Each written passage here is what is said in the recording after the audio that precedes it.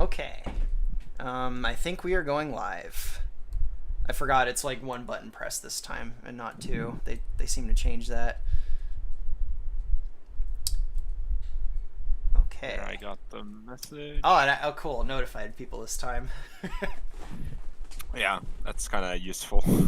Yeah, last time when I tried to restart the stream like 3 or 4 times, it stopped notifying people. Yeah, that was really weird. Yeah, it just didn't. Like, even I didn't get the notification. I had to like manually go onto your channel and then find the live link, and I was kind of.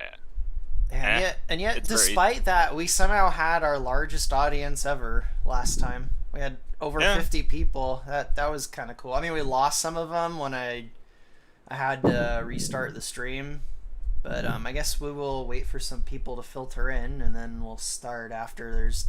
I usually wait till there's like 10 viewers, and then I start. I think that'll be my my start point. Anyway, hello, people in the chat. Let us know if you can hear us. Or if it's just silent or static or something. Let me see how far they're behind.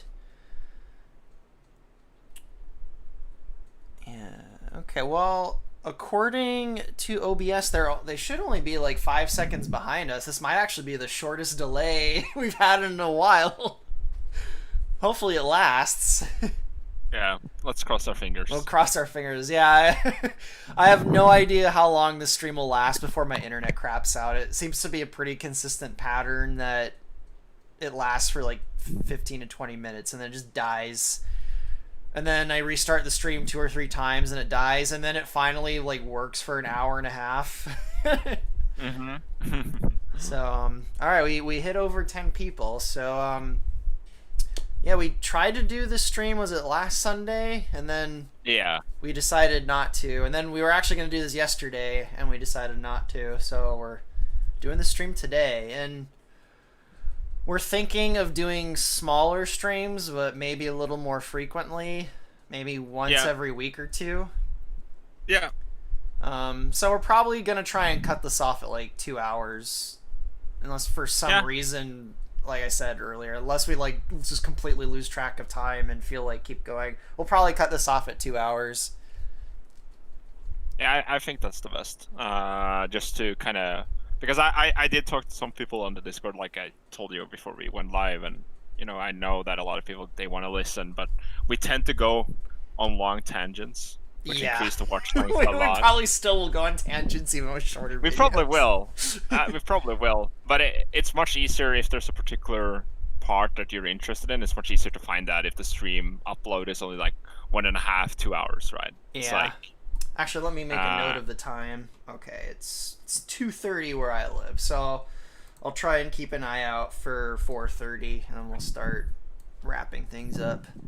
But yeah, I already forgot what the heck we were doing. Oh yeah, last time, I guess recap for in case anyone wasn't here, but yeah. So there's the rewrite going, and all these streams are kind of like just a discussion of, like the last stream we mainly discussed why the reboot/reboot was happening, and the consequences of that in terms of the story going forward. And then there were some people that also mentioned gameplay. And I would like to state that gameplay, as it seems now, is largely going to be unaffected, right? I think that's the keyword, largely unaffected. Yeah, with one possible exception, but I don't know. I don't know if we'll talk about the pew-pews in this video. Maybe we'll save that for another time. Yeah, that is a huge topic on its own. But yeah, last time we kind of we discussed briefly IMPA and what's going to happen, because for the people that don't know, in the reboot of Hyrule Conquest, there's a quite huge like gap between what happened last in the story and where the story starts. And I think we were also going to talk about the kind of general timeline too. So I guess we could pick either that or IMPA. I honestly, like, basically the intent of these streams is Deox and I we'll go over things on Discord and stuff, and I thought it might be interesting if we just do them, like, we just stream them instead of just having them on Discord. And then there's a record of them, and I could go back and listen to them to see what I said, because my brain is so overloaded with things to remember now that, like, I don't remember things I said. Yeah, it's like you or people on Discord will be like, yeah, you made this decision like 3 years ago, and I'll be like, no. I don't remember that. Well, now maybe we'll have a record of some of the things I say that people can go back to. Yeah, there was a time, I don't quite remember when it was, but it was like last year at some point, and I actually started to take notes whenever you made a decision or said something, because I kind of knew that you would forget in like a 2 months time. So somewhere in my like Hyrule Conquest related folder, I have like a bunch of notes of stuff you've said. It just quotes. So a page of Nephi quotes. yeah, with like a date. That's awesome. This is the first time I've heard about that, I think. Well, you've probably told me about that before, and I forgot. Yeah, I actually, that's the funny part. I actually did tell you about this. And you're like, oh, that's I don't remember you telling me about a page of Nephi quotes with dates. See, I like, just... Yeah. And it's not just Hyrule Conquest. Just in my personal life, I've become extremely forgetful about just things that happened the day before. My life is very blurry. And this has been going on for several years now. I don't know if it's just something that happens with age, but I'm still pretty young. I mean, you're still young. I don't think it's even an age thing. I mean, there could be several factors, right? I do think that there is a correlation between once you're working on something and like and you have I mean, the scope of what you're working on is quite big, right? And then you also have other stuff. You also have other stuff related to that. You have, like you said, your personal life. You're probably a lot of stuff going on, and that just keeps piling up and up and up until you get to the point where it gets hard to keep track of everything. I have this too, right? When I'm working on big projects, I keep forgetting stuff that I should remember. Yeah. And I think it's just the reality of it. I don't like. There are some people that are very good at remembering stuff they've said. If someone's saying my memory loss is in the comments, is that a symptom of depression? I don't think I'm depressed. I don't feel depressed. I mean, a short-term memory loss is also a symptom of sleep deprivation. I my sleep schedule has basically been terrible since 2015, so I know it could be that. It actually could be. Well, the weird thing is, there will be days I get plenty of sleep. Although last night I only got a few hours of sleep because it's been so hot here. Even with melatonin, I can't stay asleep. I keep waking up like sweating to death, and I'm too kind of embarrassed to say this, but I'm too poor to run the air conditioning 24 hours a day. So I run it during the day when it's like super hot, and then at night I leave it off. But yeah, this last week has been super hot, so I have not slept much. But sometimes I do get plenty of sleep. It's very inconsistent, which I don't know. Maybe that's the problem. So yeah, maybe my bad memory is connected to a terrible sleep schedule. I don't know. I'm not a doctor, so I wouldn't know. But like the thing with sleep, though, it's that it's so difficult to pinpoint what could be caused because sleep affects people differently, right? Like there are some common demeanors on how you're affected, but at the end of the day, like before we went live, we discussed this briefly. Like I'm mainly sleep for 6 hours, and I've done that for like 10 years. Yeah. Right. And even if I do not put the alarm on, I will still wake up after 6 hours of sleep. It's just kind of how my body works. So for some people that would be way too little. I know some people need 8, even 10 hours to function properly. So it's very difficult to pinpoint what it could be. But I like you always complain that you haven't slept well enough, so it might be worth to look into that. Yeah. I've tried to fix my sleep. Like for the last almost 2 years now, I take melatonin, and it really does help me fall asleep. But I don't know. It just I think at this particular moment it's the heat. But I think we did kind of go way off topic.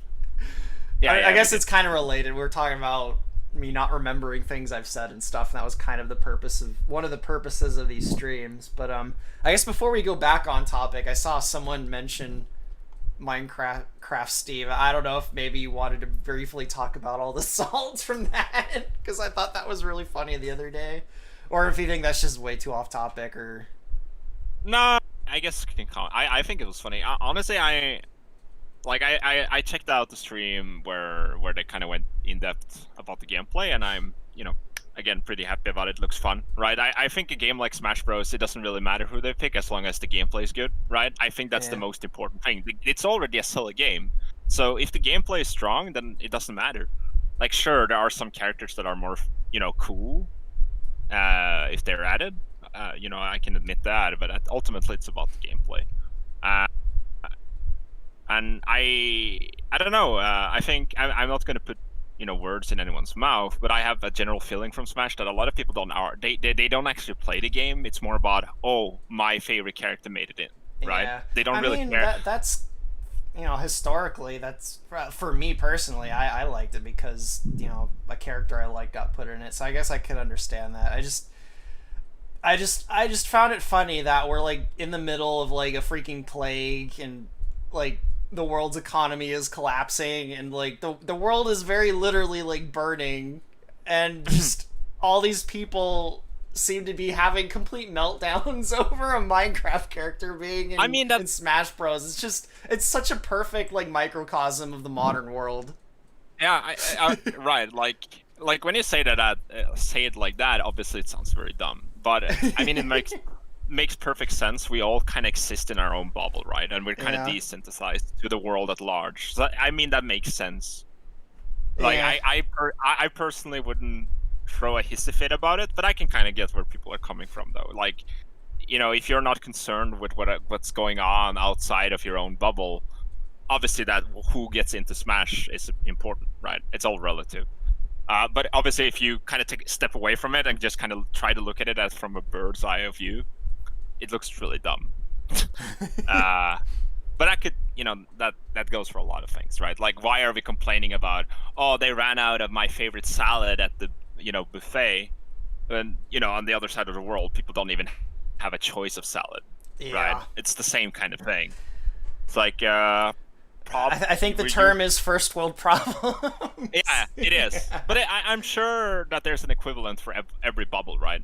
That no one is really concerned about. I was gonna say, I think having an existential crisis over Minecraft characters in Smash Bros, like, I think that transcends first world problems into like something even higher. I don't know. I don't want to stay on this topic too long. I just felt like briefly bringing it up because I basically like from midnight to like 4 a.m. a few days ago, I was basically just browsing tons of threads, just laughing my ass off at some of the comments I was seeing. It was very, very entertaining. It's kind of funny. I still haven't played Smash Bros. Ultimate yet, and somehow that game has brought me like more joy than most games. I haven't even played it, just from seeing people like, just seeing how the world like reacts to it, because it's always really funny. Yeah, for me it's like, it's entertaining, but it's whatever. They look fun, and I bought the pass, so I'll have fun playing them when I have friends over, right? It's like whatever. But I mean, this is nothing new, right? This has been going on since Brawl. Yeah. Especially Brawl. Like, when there was, I think, obviously there were some, outrage and stuff going back to Melee and those days, but it mainly started in Brawl, I feel, when they started showing trailers, and you had Sonic, and you had this kind of feeling that, oh, you can get the actual potential of the characters that potentially could get into Smash certainly broadened a lot. That's when I feel people really got invested in who gets in. I think that's around Brawl. I feel like with Brawl, the disappointment happened after they were done announcing characters, not while characters were being announced. Because Brawl, I distinctly remember like a year before Brawl came out, and they were like showing characters on their website like every week or so, and the general tone seemed to be just excitement, even like when they showed characters I or no one else really liked. It's like, oh, maybe the next one will be better. And now here we are, like what, almost 15 years later. Like it's like every time they announce a new character, like there's just so much salt. It's amazing. But all right, we just hit 15 minutes, so maybe we'll go on topic. I don't know. I felt like mentioning that. Really. Yeah, it's a fun mention. Oh, yeah, going back on topic. So the timeline. Yeah, for those who just entered the chat, Deox and I are basically doing public streams of our attempts to hammer out lore and plot and characters for Hyrule Conquest. We normally just do these on Discord, but I don't know, thought it'd be a good idea to do them publicly. So I guess should we do the timeline or Impa first? I think the timeline is a good point because she's affected by the timeline. Yeah. Oh yeah. We'll definitely get into that with the two Impas, maybe. Yeah. I think I guess I could kind of. I remember when you first approached me and said like, oh yeah, I want to redo. Here's the thing. Like I said the last stream, I knew it was coming eventually, right? I was just kind of. I knew it was coming. I've known that for like at least 2 years. Honestly, like I've known that for 2 years. I've told people as well, like, I don't know, man. I kind of see where it's going, but I kind of just stuck it out. But honestly, 2 years is about the time I switched over to 0 AD. So it might have just come with this change of engine or that feeling or sensation, I guess. But yeah. Because the timeline we have a general idea, but we actually haven't like hammered too many things out. In fact, we changed the whole time period of Aghanim's reign like just this last week, I think, from like a century to like several thousand years possibly. When you initially approached me, I was kind of like I was more, I guess, conservative about what could be changed and what should be changed, because I was worried again for we've known in the past that a lot of people get upset when things change too dramatically. But at some point, thinking about it, and this was when we were discussing it, I was like, you know what? If you want such a radical change, then just say, screw it, and take it from scratch. Like some things obviously will still remain the same, but I think when you're already going to go through with such a dramatic change, then all possibilities should be open at that point. You know what I mean? I don't think it's. Like, what's the point of having a reboot that should have honestly this reboot should have happened 2 years ago. It really should have when I switched over to Hyrule Conquest, but I was so attached to finishing like the Fallen Sage cinematics, so I only have like 2 or 3 left, that I the idea I didn't even consider the idea of just starting fresh with the change of engine. I think I told it. I'm not sure if I told you this, but I've said this on. I'm not sure which Discord, but I've said it in Discord that I always saw when we went from Total War to 0 AD. I always saw it as a reboot. Apparently, a lot of people didn't do that because I didn't see it as a reboot, so I'm with those people actually. Yeah, the thing is, I saw it more as an upgrade than a reboot. Yeah, I think a lot of people would agree with me on this, that there is a shift in tone and theme from what you did mainly in the Total War era things going into 0 AD. Yeah. And that was pretty apparent to me, so I just kind of treated it as a reboot anyways. But it wasn't a reboot either. I agree with you. It was more of an upgrade. It was like this weird place in between. Yeah. Like it wasn't a reboot. It was a but Nephilim. It's not. It was. And I think that's kind of where, again, we've even said that on stream. There were a lot of retcons. Like let's not joke. There were quite a few retcons in the past 2 years. But again, as I said the last stream, like, when a creator feels compelled to retcon and change details and add stuff that contradicts previously established stuff, it usually is a tell that there's something wrong with the entire thing, or that the person behind it is not satisfied with how something turned out. That's usually a good tell. Yeah. Dissatisfaction, I think, is, at least for me, dissatisfaction. There's more reasons than just that I want to go back and kind of tweak things and fix things up. But I think the main thing I really wanted to do, and I think I mentioned this in the last stream, is I want this idea that when the game starts, it kind of starts, I guess, chronologically in the middle. I don't think I'd word it that way, but it starts with Link. And Yeah. everything that comes before, I feel like, should have this kind of like mythical like feeling to it. Almost like a, it's hard for me to really articulate. And then when he uncovers Princess Zelda, it's like that long dead ancient mythical sort of thing comes back to the world. Yeah. And it kind of, and it has, from the player's perspective, it almost has this effect where it like spreads out through time in all directions from the starting point, which is how a lot of ancient historical narratives actually work. Because time is cyclical, not linear. At least ancient people, anyway. But yeah, I think the thing is though that just the idea, like I think that yeah, when you said that you wanted to start a middle, you wanted to have this kind of mythical aspect to it. That's kind of where because like I said, I was conservative in the beginning, and then I kind of realized that if you want to go through with this, the cracks really start to show. Yeah. Right. And I just kind of looking at it, I was like, there's no way you can salvage everything. There's no way. I don't, because Hyrule Total War and a Hyrule Conquest, like when I started doing Hyrule Total War back in like 2011, the kind of goal was to make it feel like you're reading a history book. Yeah. Which is why Midna is basically narrating the whole thing, and you see her like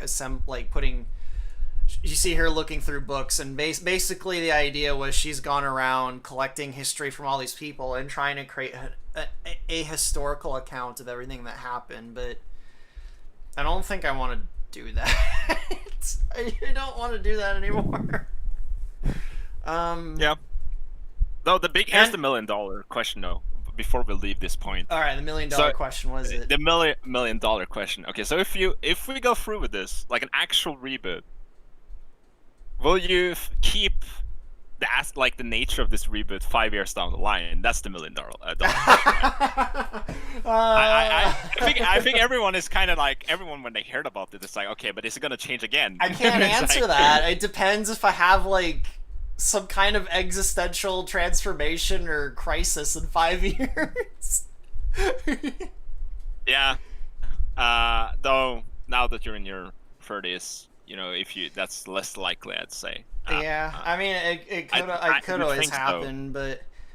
But part of it is also just driven by the fact that I feel like visually my stuff has gotten better too, and it's like all the stuff is linked together and it goes hand in hand. Like my kind of outlook on reality has changed a bit, and then the way I work has changed a bit, and like all these things are kind of like coalescing, and I just feel like, what, all of the stuff I've done like feels like it's from 2011. I'm not really the same person anymore, I guess.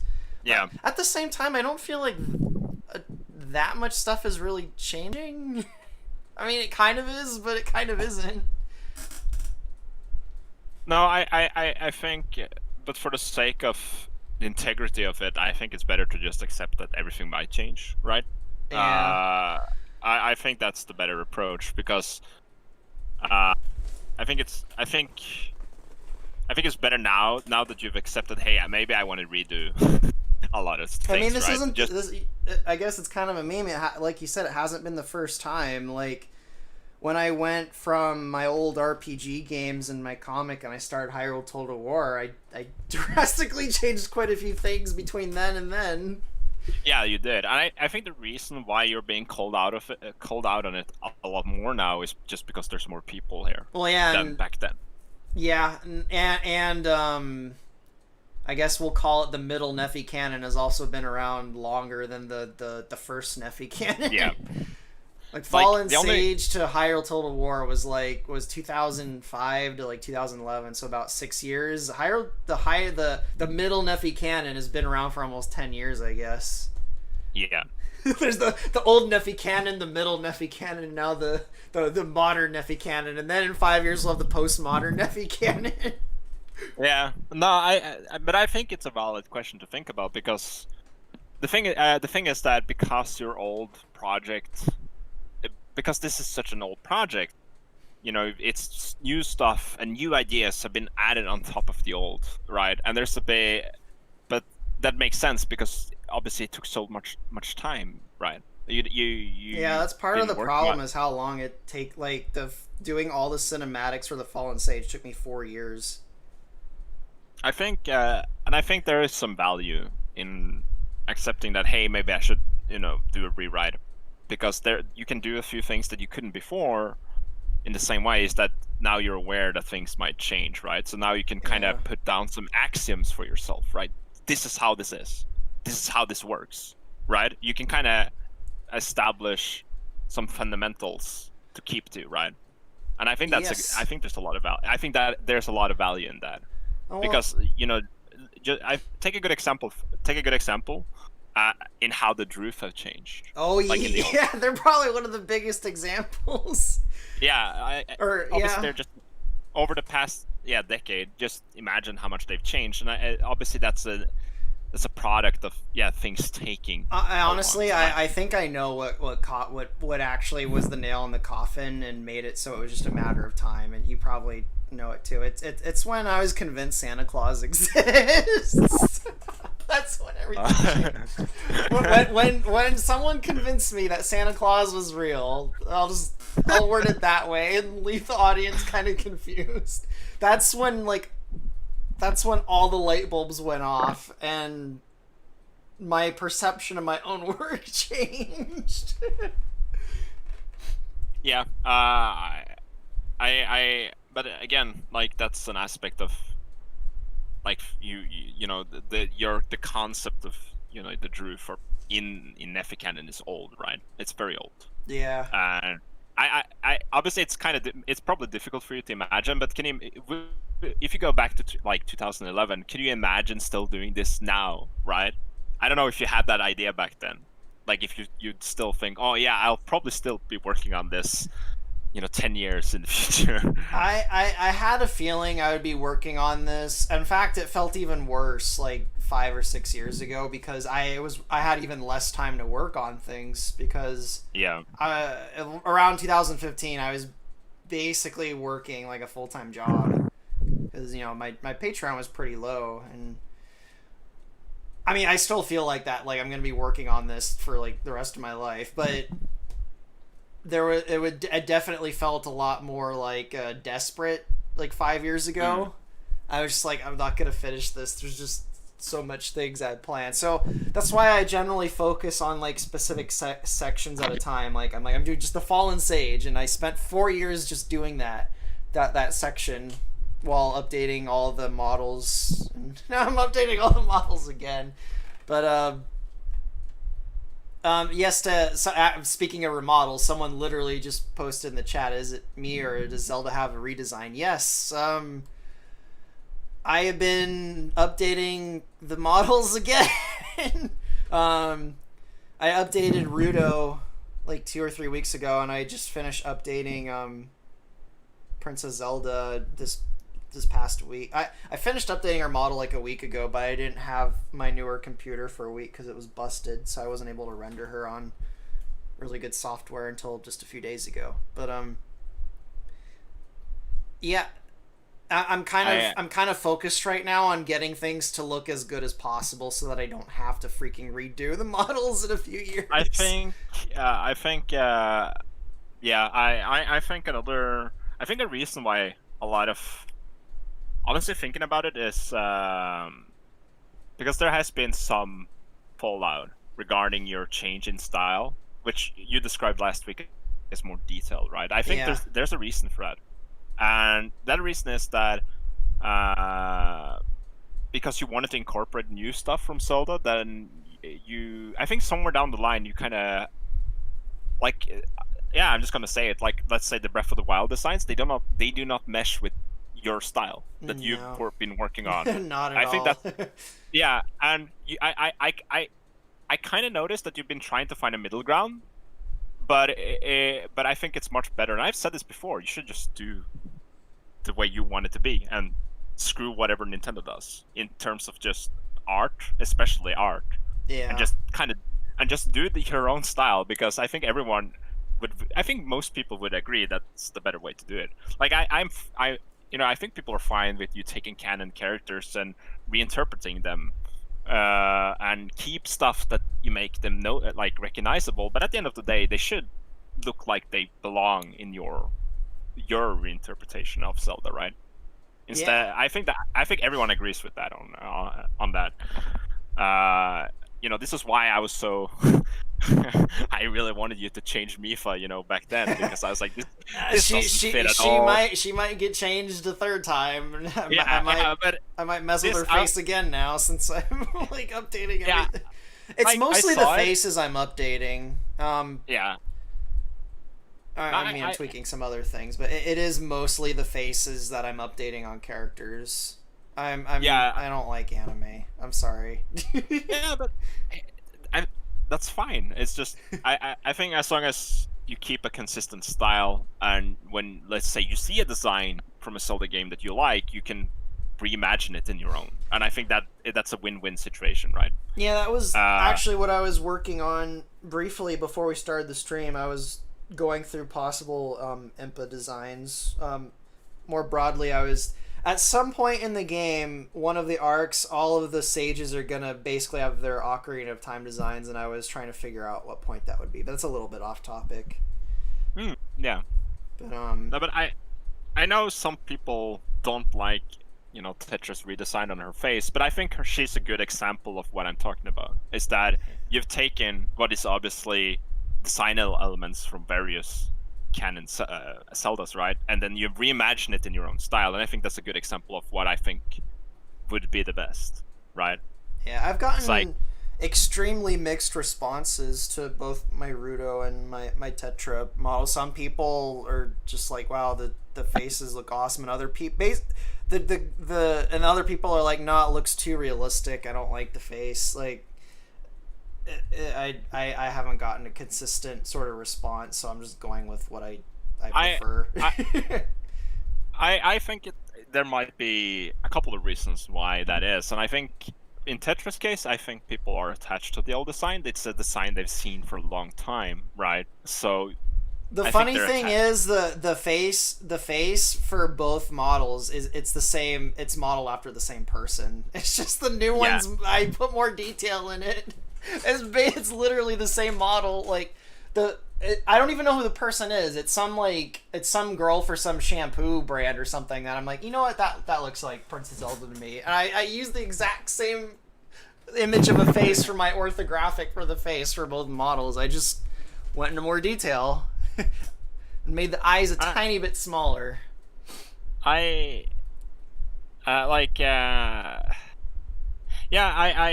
think another problem is that I've heard in Uncanny Valley, and one thing I've learned, I actually always kind of knew, but that what is considered, falling into the Uncanny Valley is very subjective. Like, looking at this face, I don't think it's uncanny at all, but apparently some people feel it is. Yeah, so I mean, I can't rely on my own opinion. I have to rely on others, so I personally don't think it's uncanny, but that could just be my own personal bias for my work. So I don't rely on what I think for that. I mean, like, obviously there's the meme that I'm a yes man when it comes to designs, but I'll tell you, and I've told you before, when I don't like something. Well, yeah, like Mipha. You're like, no, your Mipha's terrible, redo it. And I'm like, okay, fine. Yeah. It was really... Yeah, I didn't like it at all. I was determined to have you change it. It's like, no, it's awful. Yeah. I know, like, it can be better. But yeah, like, I think this one looks good. I do like Tetra's old design though, because I think there's something with her face that I enjoy. I don't know how to describe it. It's probably because she's kind of like a puffy face, if that makes sense. And I did like that though, because I think it fit her character. But I also like this. Yeah, again, in my mind, Tetra is short and slightly chubby, but not very much. So she kind of has my intention is she kind of just feels a little. I don't know. It's hard for me to explain. I feel like I don't know.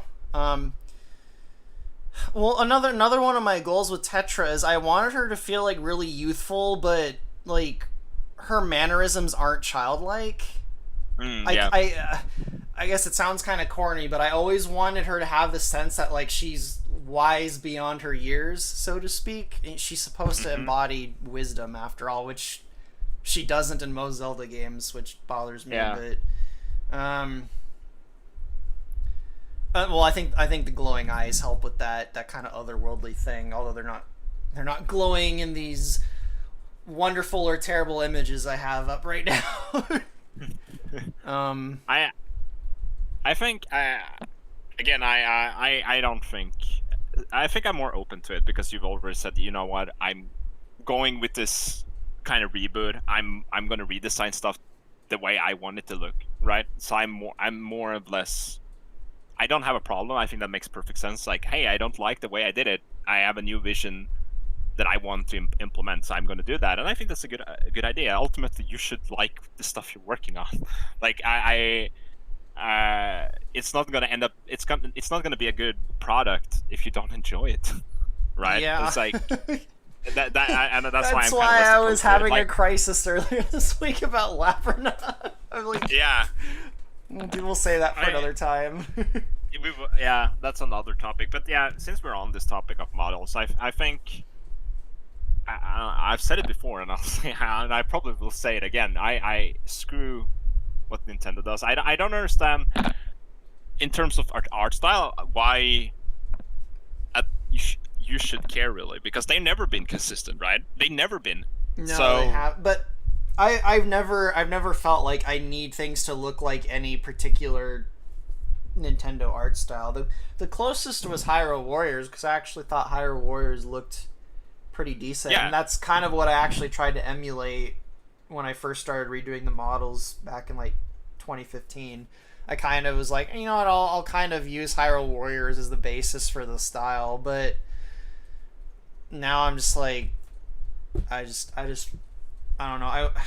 I don't feel like I want to make things realistic. I just want things to look like detailed.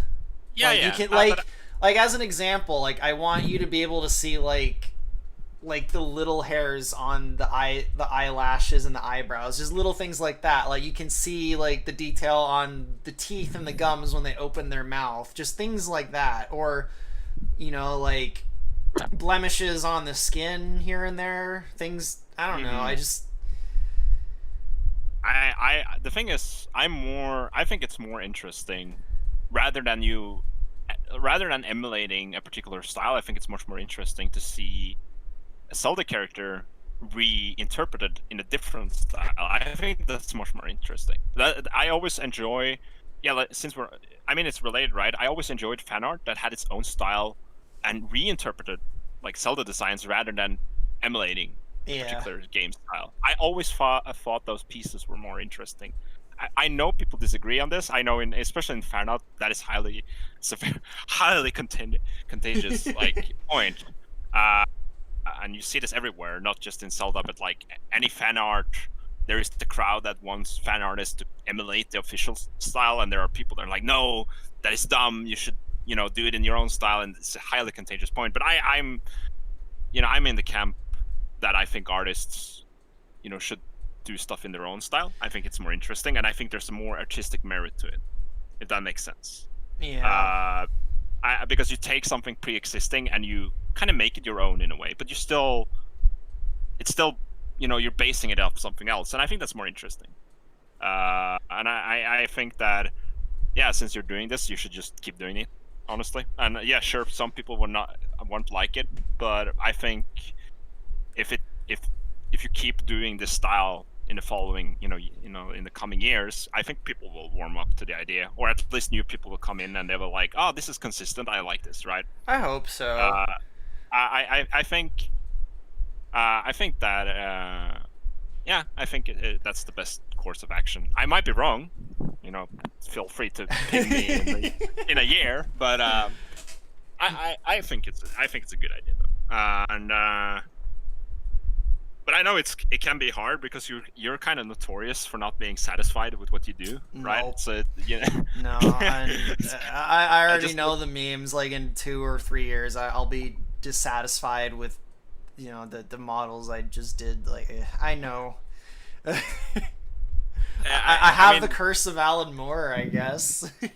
you kind of do. Like, I'm not sure if everyone in the chat is aware, but the amount of times this man has changed Saria's hair is Yeah, hilarious. I think Saria has had more tweaks, like just small tweaks to her model than any other model I've made. Like just her hair alone, I've changed probably like 10 times.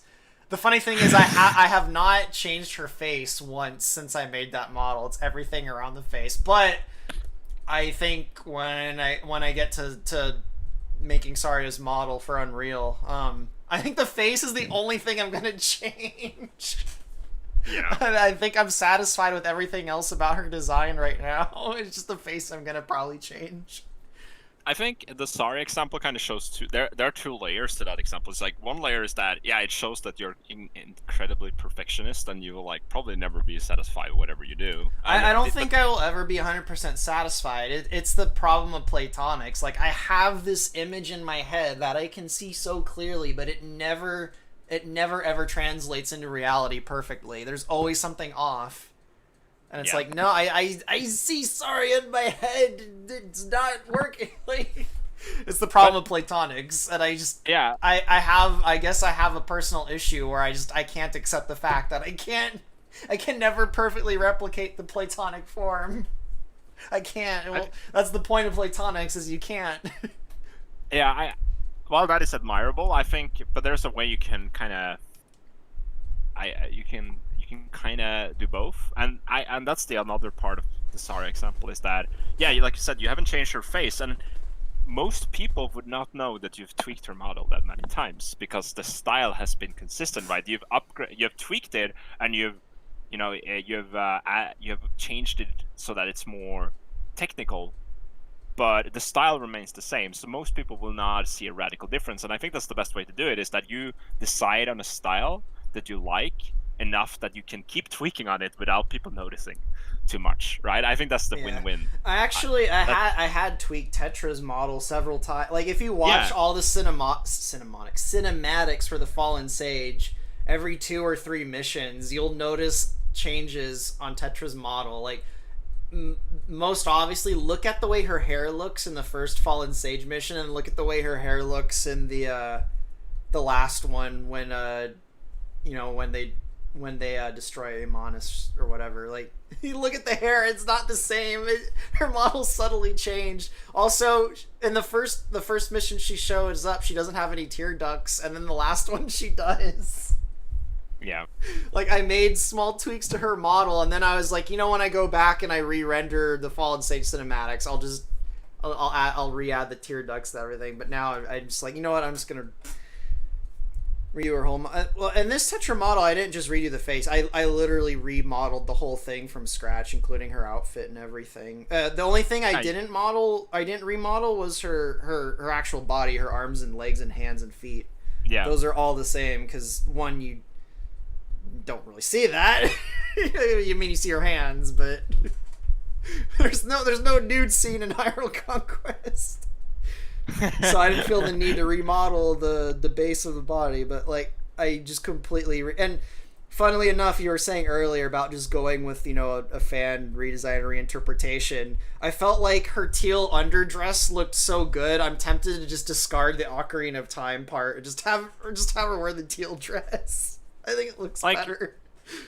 I don't know. I'm not sure if you guys in chat or on the Discord disagree with me, but I always thought that was more interesting. Like, if people take an existing design and reinterpret it, I think it's always more interesting. But again, I might be wrong on this, but I like it. Well, that explains your stance on Labrina. Yeah. I said I don't really care what Nintendo does. Like, the game that, like, Breath of the Wild was not made by the same people that made Ocarina of Time. Like, there are a bunch of new people there. Like, it's not a single entity, and I think that's kind of should serve as a reminder that it's not a particular entity that create Zelda. It's just a bunch of people that They're has under the same kind principality. Yeah, Well, maybe the principality has changed in the last 25 years. Yeah, but I think, again, going back into fan work, I think fan work should, again, like official Zelda stuff, should have an identity of its own. I think that's good. I do think it's good. Because yeah, I'm going on a rambly point. Yeah. But basically, I think, yeah, I am going on a rambly point. But yeah, in terms of style, I think you should. I think it's a good thing that you just find a style that works and you just stick to it. You know, screw the fucking, you know, the new Sora design that will come in 5 years. Right? The new Zora design that will come in 5 years. Yeah. No, I mean, like, the Zora is a good example. Like Nintendo can't even figure out how to design them, right? Yeah, the Zora are different in almost every Zelda game. Honestly, that's why I say just pick one you like and just stick to it. It's good. Well, that's why I have like 3 different types of Zora and Canon to account for that in a way. Yeah, but that's the thing though. Like even within the same, because you know, without going too much into it, like it's very obvious that Breath of the Wild Sora is still supposed to be the same Sora from Ocarina of Time. It's just that they changed the design because they probably can't settle for one design. Well, I feel like we are kind of going off on a tangent, but I guess to kind of I feel like the people at Nintendo, they want to make different games. They don't want to keep making sequels, but Zelda's so profitable that they make them like Zelda games. Like I feel like Wind Waker and Ocarina of Time, like if they weren't under the umbrella of this corporation that wants to make money, they probably would have been 2 completely different IPs. I mean, Miyamoto himself has said he hates making sequels. Yep. Not that Miyamoto's been involved in creating every Zelda game, but I get this vibe that they're forced to make them... Like, I actually only found out a few months ago, Twilight Princess originally wasn't a Zelda game. It was a game where you play as a goblin that rides around on a wolf, and somewhere early in production, they're like, no, this is going to be a Zelda game. So, I do get this vibe that most Zelda games, the people making them might have originally wanted them to be something else, and then the people higher up are like, nah, this is gonna be a Zelda game. But I think the Sora is legitimately like, they don't know how, they can't settle for the design because like if you look at something like the Gorons, like sure the Gorons have changed a little bit, but you can still they're mostly the same. The Zora aren't. Yeah, this like. And I'm not talking about like radical, I mean tiny tweaks here and there for the Sora. They're like radically different every time. Yeah. Like the only example that I can think of where they're actually consistent between games that use their own assets is Ocarina of Time and Wind Waker. That's like the only time I can. The Zora. Larudo's. Yeah. Well, that's not even consistent. I mean, it wasn't established in Ocarina of Time, but Larudo looks like a male Zora, not a female Zora. We've discussed that before, but that's still the closest that I can think of. Like I don't count Majora's Mask and Ocarina of Time. They use the same assets. Although they did slightly retexture the Zora. They're more green in Majora's Mask. Actually, the Ocarina of Time Zora did appear in the 2D games as well, like in Oracle. Oh yeah, so in the Oracle games, yeah. Yeah, so that is true. There's a bit of consistency there. I think the reason there is because those games were not made by the main developer. Yeah, they're made by Capcom, who probably really wanted it to be consistent with Ocarina of Time. Yeah, and it's also, I feel like, because they were in a position that they were making a game based on a property, or that belonged to Nintendo. They probably wanted to keep, the design somewhat familiar, right?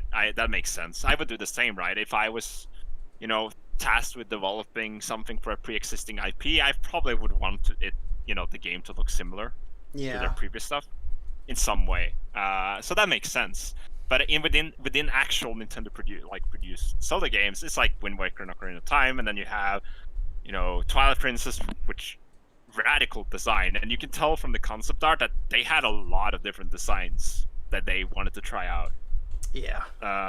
There's a lot of different concept art for the Zora in Twilight Princess, and then in Breath of the Wild, you could say that it's a there was a lot of different Zora concepts for Breath of the Wild too. There were some that looked like freaking lionfish and pufferfish and stuff. So. Yeah, I think the bottom line is for Hyrule Conquest, I think it's better to I like this Zora design and this is the Zora design. Screw whatever happened. That's what I said. New Zora design in 5 years, because I bet you once we get over this Breath of the Wild. Yeah, once we get over. Oh, you mean canonically? I thought you meant Hyrule Conquest, actually. Yeah. Yeah, no. Once we get over this Breath of the Wild era, I bet you that the next Zelda game they're gonna have a new design. I am pretty sure. I agree, but I think you're underestimating how long the Breath of the Wild era is gonna last. I think it's gonna last longer than 5 years. That might be, but my point still stands that probably in the future they'll change it, and I don't think that matters for Hyrule Conquest at all. No. Hyrule Conquest was always in terms of. What is in the kind of Zelda it feels like a reinterpretation, expansion of the themes of Ocarina of Time and Majora's Mask. To some extent, Twilight Princess. Yeah, exactly. Especially with what I'm trying to do now, which I guess we should go back to that. We always go on tangents. I don't mind going on tangents, but we did kind of go on a bit of a tangent there for 20 minutes. It is a tangent, but it's still it's still on topic for the reboot, right? So I think it's okay. But we can go back to the timeline, since we kind of discussed the art for a bit. Yeah, really quick, I saw someone point out that they saw Lear wearing Breath of the Wild Zelda's dress. That was kind of like a cheeky thing, because there's some weird similarities between Lear's design and Zelda's design in Breath of the Wild, right down to the fact they both have the same colored hair clips in their hair. And my design for Lear predated Breath of the Wild by 7-8 years. So I just thought that was a weird coincidence. So I just did a little cheeky thing where she's just outright wearing the Breath of the Wild outfit for that one scene. I'm not accusing the designers of Nintendo of anything. It's a funny coincidence. But due to how I know it's a meme, but I want to comment on this. We touched upon this before. I know there's some people on Discord that like the meme about it, but I think it's I want to say this. I think it's highly unlikely that there's any inspiration design, because of how insular Japan is, right? Yeah. It's just a really funny coincidence. Yeah, it is a coincidence. I don't think anyone, an art developer at Nintendo, are even aware of Hyrule Conquest. I'm sure Nintendo is, but I'm very sure that even if they were, it would be difficult for them to look things up, because due to how insular the Japanese internet is, right? Yeah. I think it's highly unlikely that they might have seen it, but I don't think it's a consistent thing at all. So when people say, "Oh, they're ripping off the sign," it's a meme, and it's been a meme for a long time. There's a lot, specifically Breath of the Wild, which is funny because I hate that game so much. But specifically in Breath of the Wild, there's a lot of very bizarre coincidences that are very similar to things I'd come up with years before Breath of the Wild came out. Even with just something as simple as a giant purple cloudy monster sits on Hyrule Castle as it gets destroyed. That was just so weird to see. This is awfully familiar. Where am I? I remember when I first saw that scene when Calamity Ganon's mounting Hyrule Castle. It didn't hit me, and I'm I feel like I've seen this somewhere, and then I'm oh my god, I did something like that. It took me a while to make the connection. I don't know. There's a lot of very bizarre coincidences in Breath of the Wild with my work that I find kind of funny. But yeah, I'm not gonna accuse anyone of anything because I have no evidence, and I probably never will. So I'll just dismiss it as a funny coincidence, I guess. But anyway, I guess we should go back to the timeline. Yeah. And the jump-off point was the tone of Ocarina of Time and Majora's Mask. That was the jump-off point. Yeah. So where should we start with the time? Because I don't believe in a beginning. I'm just kidding. No, I think we discussed it that I think it's better. I agree with you that the timeline, like in the game, should be vague. Like I don't think it should ever be explicitly stated when something was. I think that keeps the nature, and honestly, I think that's something that Zelda did good, like pretty well back in the day, and I think they still do that because again, the 10,000 years thing is actually not a like it's not in the original script. It's just Yeah. a very long time ago, and I think that's something Zelda actually still kind of does that. They do it pretty well. That That's how basically the only ambiguous- way you can make sense of the Nintendo Zelda canon. Yeah, I like- try to stress that on True Zelda, but none of them listen to me. I think that's like a thing that is like something the Hyrule Conquest lost along the way because, like I said, you wanted it to be like a kind of historical retelling of events. Yeah.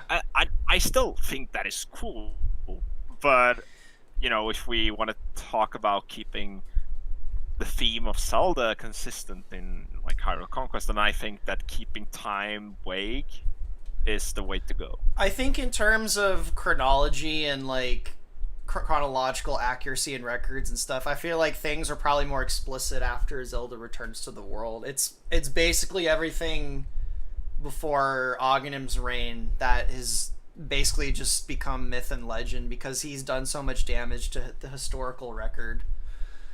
And then Yeah. I don't know if I mentioned it in the last stream, but I think we came up with the idea that after the Aghanim part is resolved during the Fallen Sage, the reason Rauru is at the Zora Library is because the Zora actually do have historical records of what happened over the last who knows how many years, and Raru's trying to assemble it together to reconstruct history for the Hylian people, and then the library gets destroyed by Demoko. Yeah. I'm pretty sure I'm going to go with that. That's why Raru's actually at the library. He's trying to undo the damage that Aghanim did to the historical record. Yeah. And I think within the game that it should never be explicit how much time has passed between stuff. But the thing is, I still think, that said, I still think it's a good idea for us and if people are interested to have like a rough idea, right? Like a rough kind of understanding of how long stuff has been, because you kind of need that to kind of develop the world as well. You kind of need to have a rough estimate of how much time has passed within the actual game and in universe. From the perspective of the characters, the time gap between when Aghanim overthrows the Nohansons and takes over, and then he's finally re-overthrown by Zelda when she returns, that time gap is there's not an explicit date. No one knows, and the sense that people get is that thousands of years have probably passed. That Aghanim's just this immortal king. For the sake of the developer's sanity, it's probably somewhere around like 2,000 years. Yeah, that's what from the perspective of the characters, it could have been only a century. It could have been like 1,000, 2,000, 3,000 years. No one knows, because basically Aghanim went around just suppressing historical records during his reign. And there are historical records of things, with other civilizations like the Zora, which is what, like I just said, Raru's trying to reconstruct history from the Zora's library, but that history is destroyed by Demoko and his Death Star, I guess. Oh, I don't think it's gonna be a Death Star. It's gonna be awesome the way I redo that. And as I told you, that you don't really need to change like the entire thing in the sense that how long time has passed from. I think you just need to crunch it really, and I told you that that. It's only been about a millennia or so between Gustav and Nylin, and then you just shorten down that history. Yeah. And then the previous, or the following 2,000 years after Gustav, you can just kind of have that be the Aghanim reign, right? And you just kind of do it like that, so that the actual overarching chronology is the same. It's just that you've crunched a big portion of history to fit the new kind of way to go about it. I think that's the best way to do it. And also, actually, if people are like in terms of like genealogy and all that stuff, it makes everything much simpler, really. Yes. that was honestly one of my worries about like having like a time gap with Aghanim is because I know you have like you have the entire like genealogy of the Hylian monarchs, and I'm like, oh crap, he's probably gonna have to redo all of that.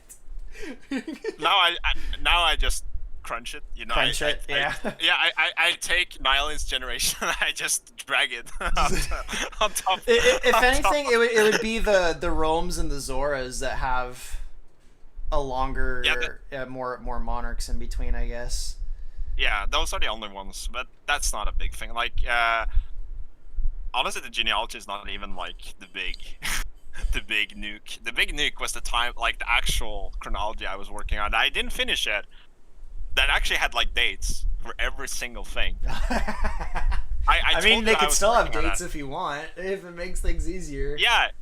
No, I was working on that because you've said yourself that you're terrible with dates. Yeah. And like I'm not great with dates, but due to my education, I kind of have to be somewhat decent at it. So here's the thing: it's nice to have that somewhere because then you know.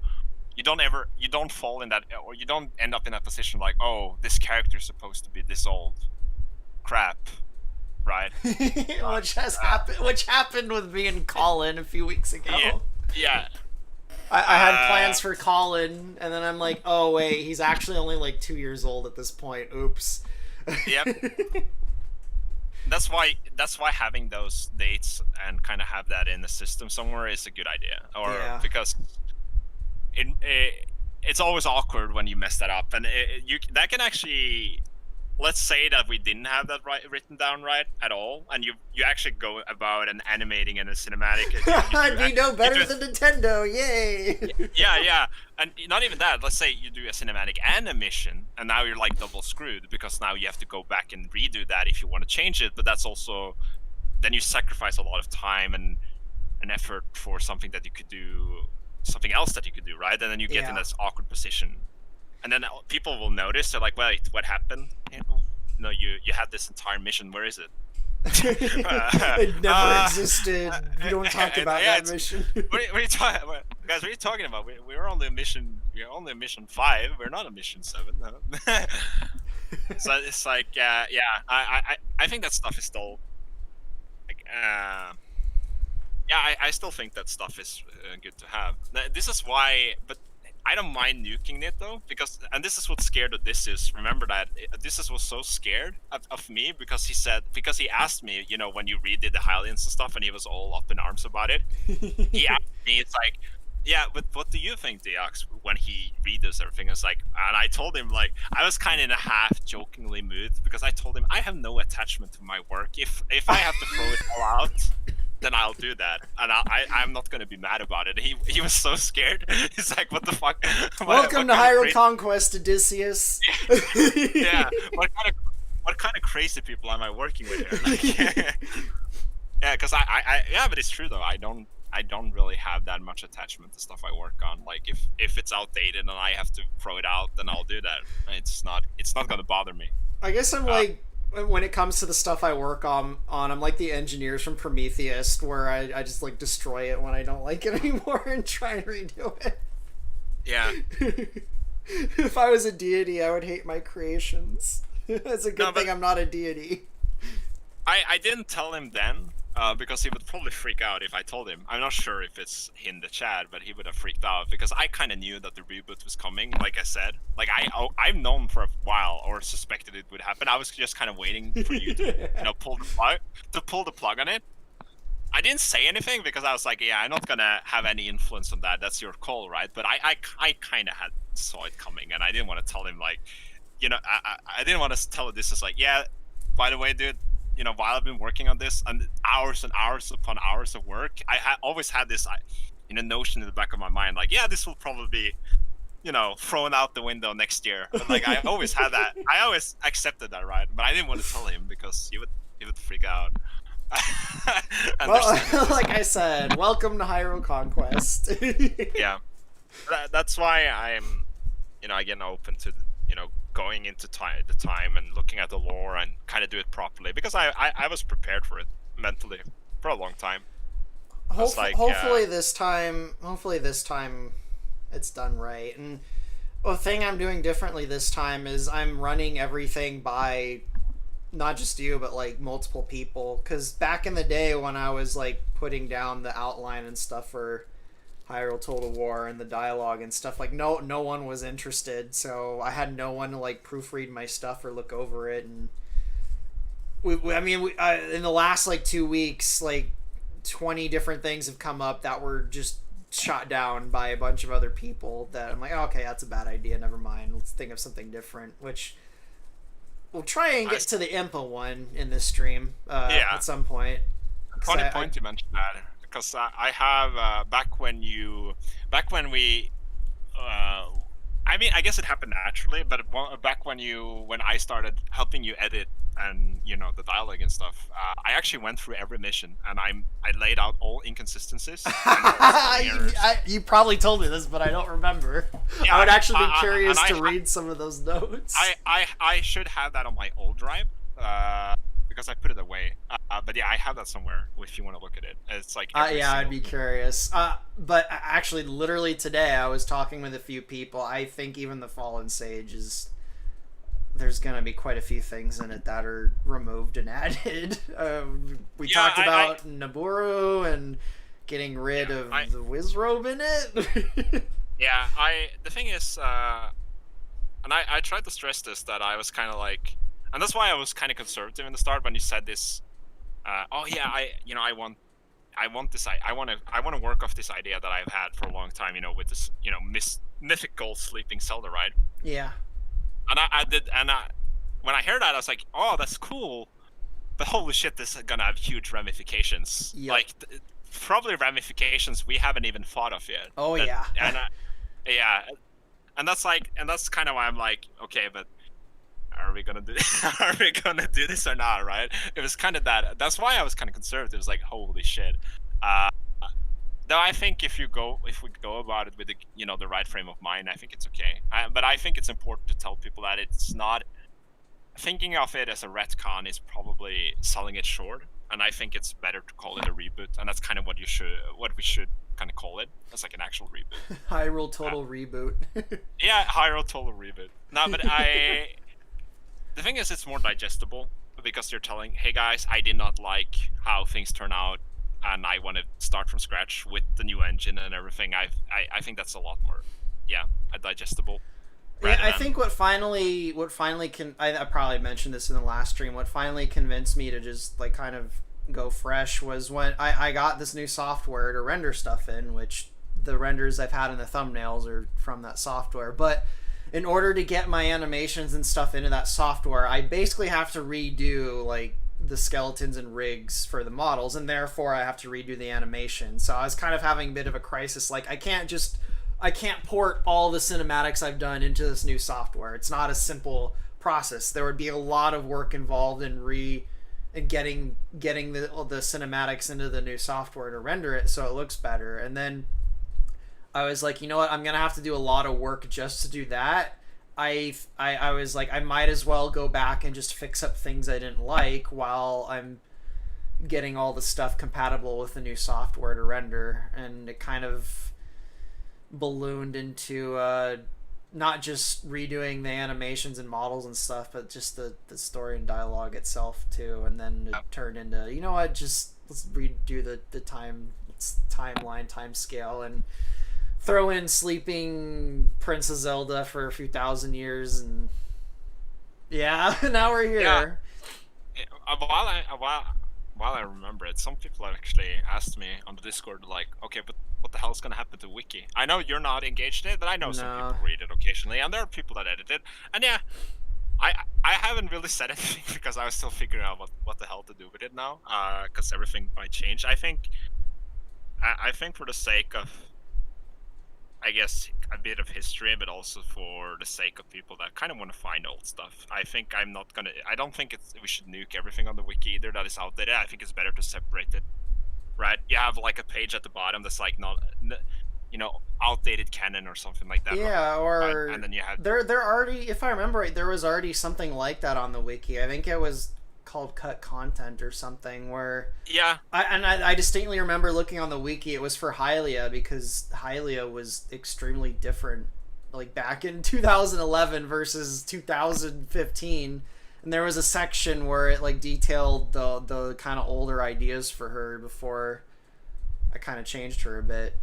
Yeah. So I don't know, something like that might work. Yeah, I don't think nuking it is like the right solution. I know people still care, right? They still want to find it if they want to read it. Yeah, I would love to work on the wiki myself, but I literally have negative time. I can't do it. It's too much time.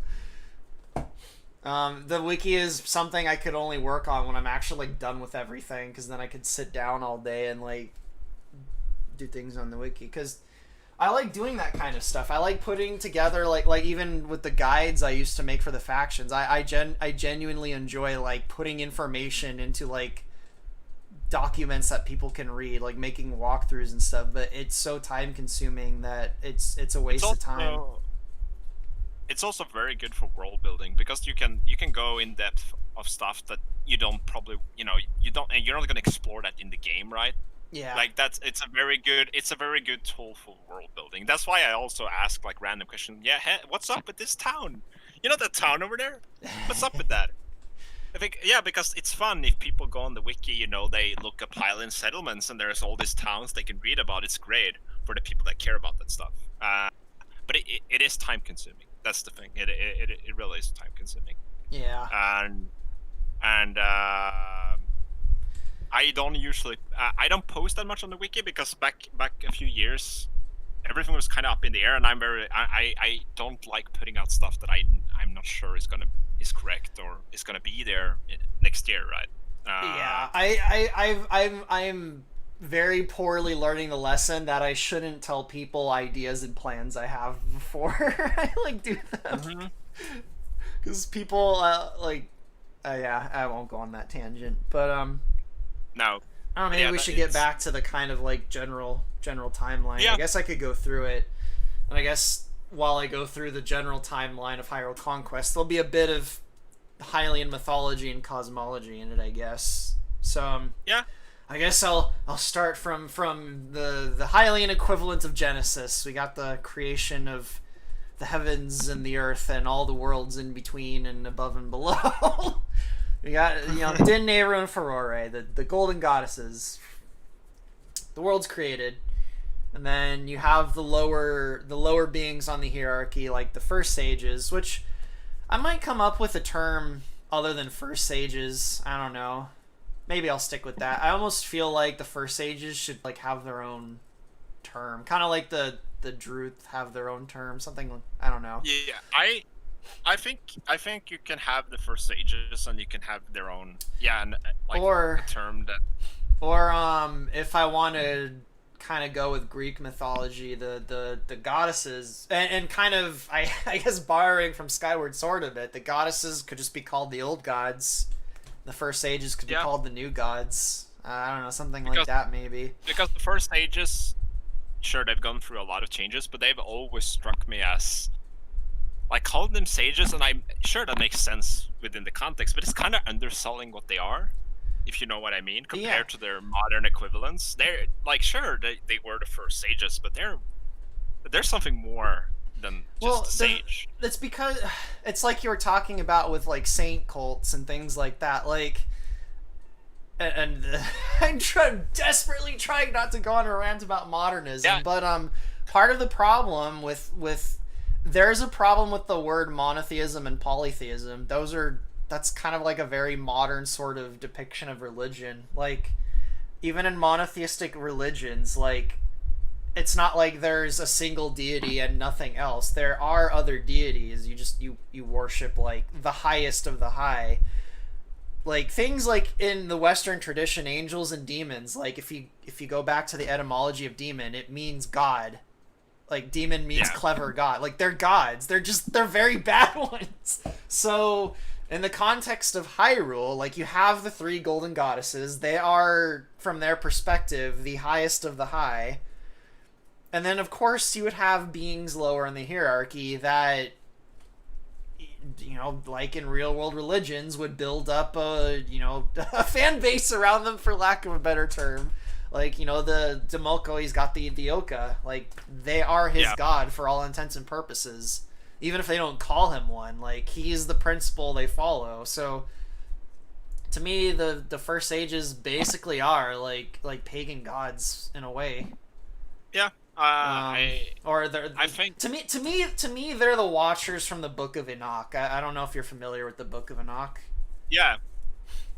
To me, that's what the first sages are. They taught mortals things they shouldn't have known, and they fucked up the whole world in the process. And I mean, that's the kind of vibe I get from them as well, is that they're kind of, yeah, like I said, pagan gods. They're lower on the hierarchy. It's very much like the way they behave is very much similar to how, pagan gods, especially like Indo-European gods, kind of the way they acted, right? It's very similar. Yeah. They're very powerful and very old, but there's an element of humanity there that cannot be understated, right? And in the way they act, like jealousy, envy, and stuff like that. It's something that you don't usually associate with divinity in that way, right? Usually. There are Usually. Usually. God, like, Yahweh, I have different personalities as well, but I think that's also, I think that, I would argue that reflects more of a culture understanding the concept of God rather than God itself. But that, without going into the tangent, I would still say that applies even to things like pagan gods. It's they go for different it's because humans use their own experience when relating to something. So like it's why people see things like faces in clouds. Like there's no avoiding it. So no matter how alien something is, a human is, their psychology is just going to try and see something human-like in it in order to interact with it, and that happens with everything, including transcendent deities. I don't think there's any problem with humans like attempting to depict principalities and higher beings in a human-like way, so that it's a little bit easier to kind of grasp. I probably sound like a heretic to multiple religions by saying that, but especially the Gnostics. I think but yeah, going to the First Ages, like that, I think that was always there, but I think now that with the reboot, you can kind of hammer it down from the get-go that they were gods. I do really think I'm going to push that even further. Like the First Ages are gods worshipped explicitly by multiple cultures. Like the Gerudo, like they have a fucking they have a giant stone carving of the first sage's spirits in the desert. The Gerudo at some point clearly worshipped that sage as a god. Yeah, I think that with the reboot, you can really hammer in that they're gods. Like the thing is, if you really overstated that now in the old Nephi canon, it would feel like an added change. But now you have the ability to go back and be like, no, you know what? They're actually gods, and that's how they should be treated. And I kind of like that because it makes sense. They are, for all intents and purposes, the first manifestation of the element they represent in reality, right? So that would make sense that they would, even if they are not equivalent to the golden goddesses, they're still pretty up there in terms of hierarchy, right? I think the reason human beings tend to worship things lower on a hierarchy is just because they're closer to humans.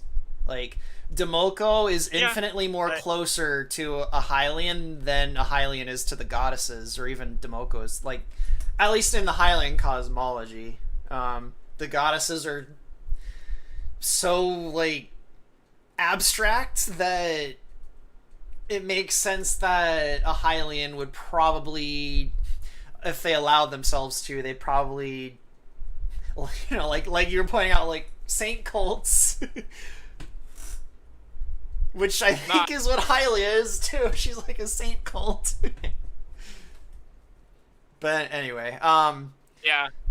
No, I think and also another fun thing you can do with the First Sages is that, and actually religion in general in Hyrule, and I think that's something that a lot of fantasy hasn't really done that much, is that, okay, so you have all these gods, right? And they're explicitly a very real part of that world, right? Yeah. And there are multiple cultures but very rarely in fantasy, the different cultures have no interpretation of those deities, even though they're constants. You know what I mean? They all worship the same thing, but that makes no sense. Like they would have their own cultural outlook on different deities. They only I know the Elder Scrolls does this really well, but I know a lot of fantasy doesn't really do this, and it always struck me as kind of odd, right? You have these deities that are explicitly real, but they're all the same.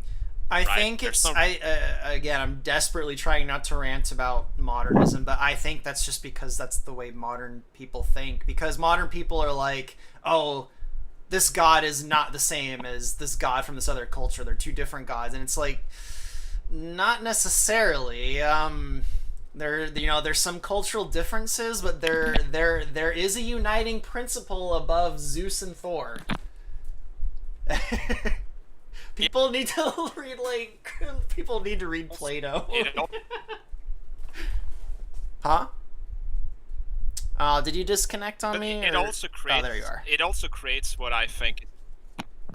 Here I am. Yeah. The other thing that is, it creates messy cosmology, in my opinion. Like if every culture has its own deity, I think that gets messy really quickly. That's why I like. Yeah, it seems weird. Like for me, it makes more sense that you establish a hierarchy, and the various cultures have different interpretations of that hierarchy, right? I think that makes a lot more sense in a fantasy setting. Yeah, well, even in the context of Hyrule Conquest, even the golden goddesses and the first sages, it's ultimately still through the filter of the Hylians. Like, again, going back to Platonics, like you can only encounter the abstract through the particulars. I think that's actually what I'm trying. That's why it's different for different cultures. That's why images of Santa Claus are different between different cultures. Images of I'll go to some higher examples. Images of Jesus look different in different cultures. Like, you only encounter the transcendent through the particular. That's something I think modern people really struggle with. Yeah, Santa Claus is real. Anyway, so I kind of went on a tangent, but so talking about the first sages, they were created, right? Okay, so the cosmology is created by the goddesses, and then as in real world religions, this hierarchy, this pattern of hierarchy forms from that, and you have lower beings that represent different forces of nature, I guess we'll say, forces of the cosmos. You have the first sages.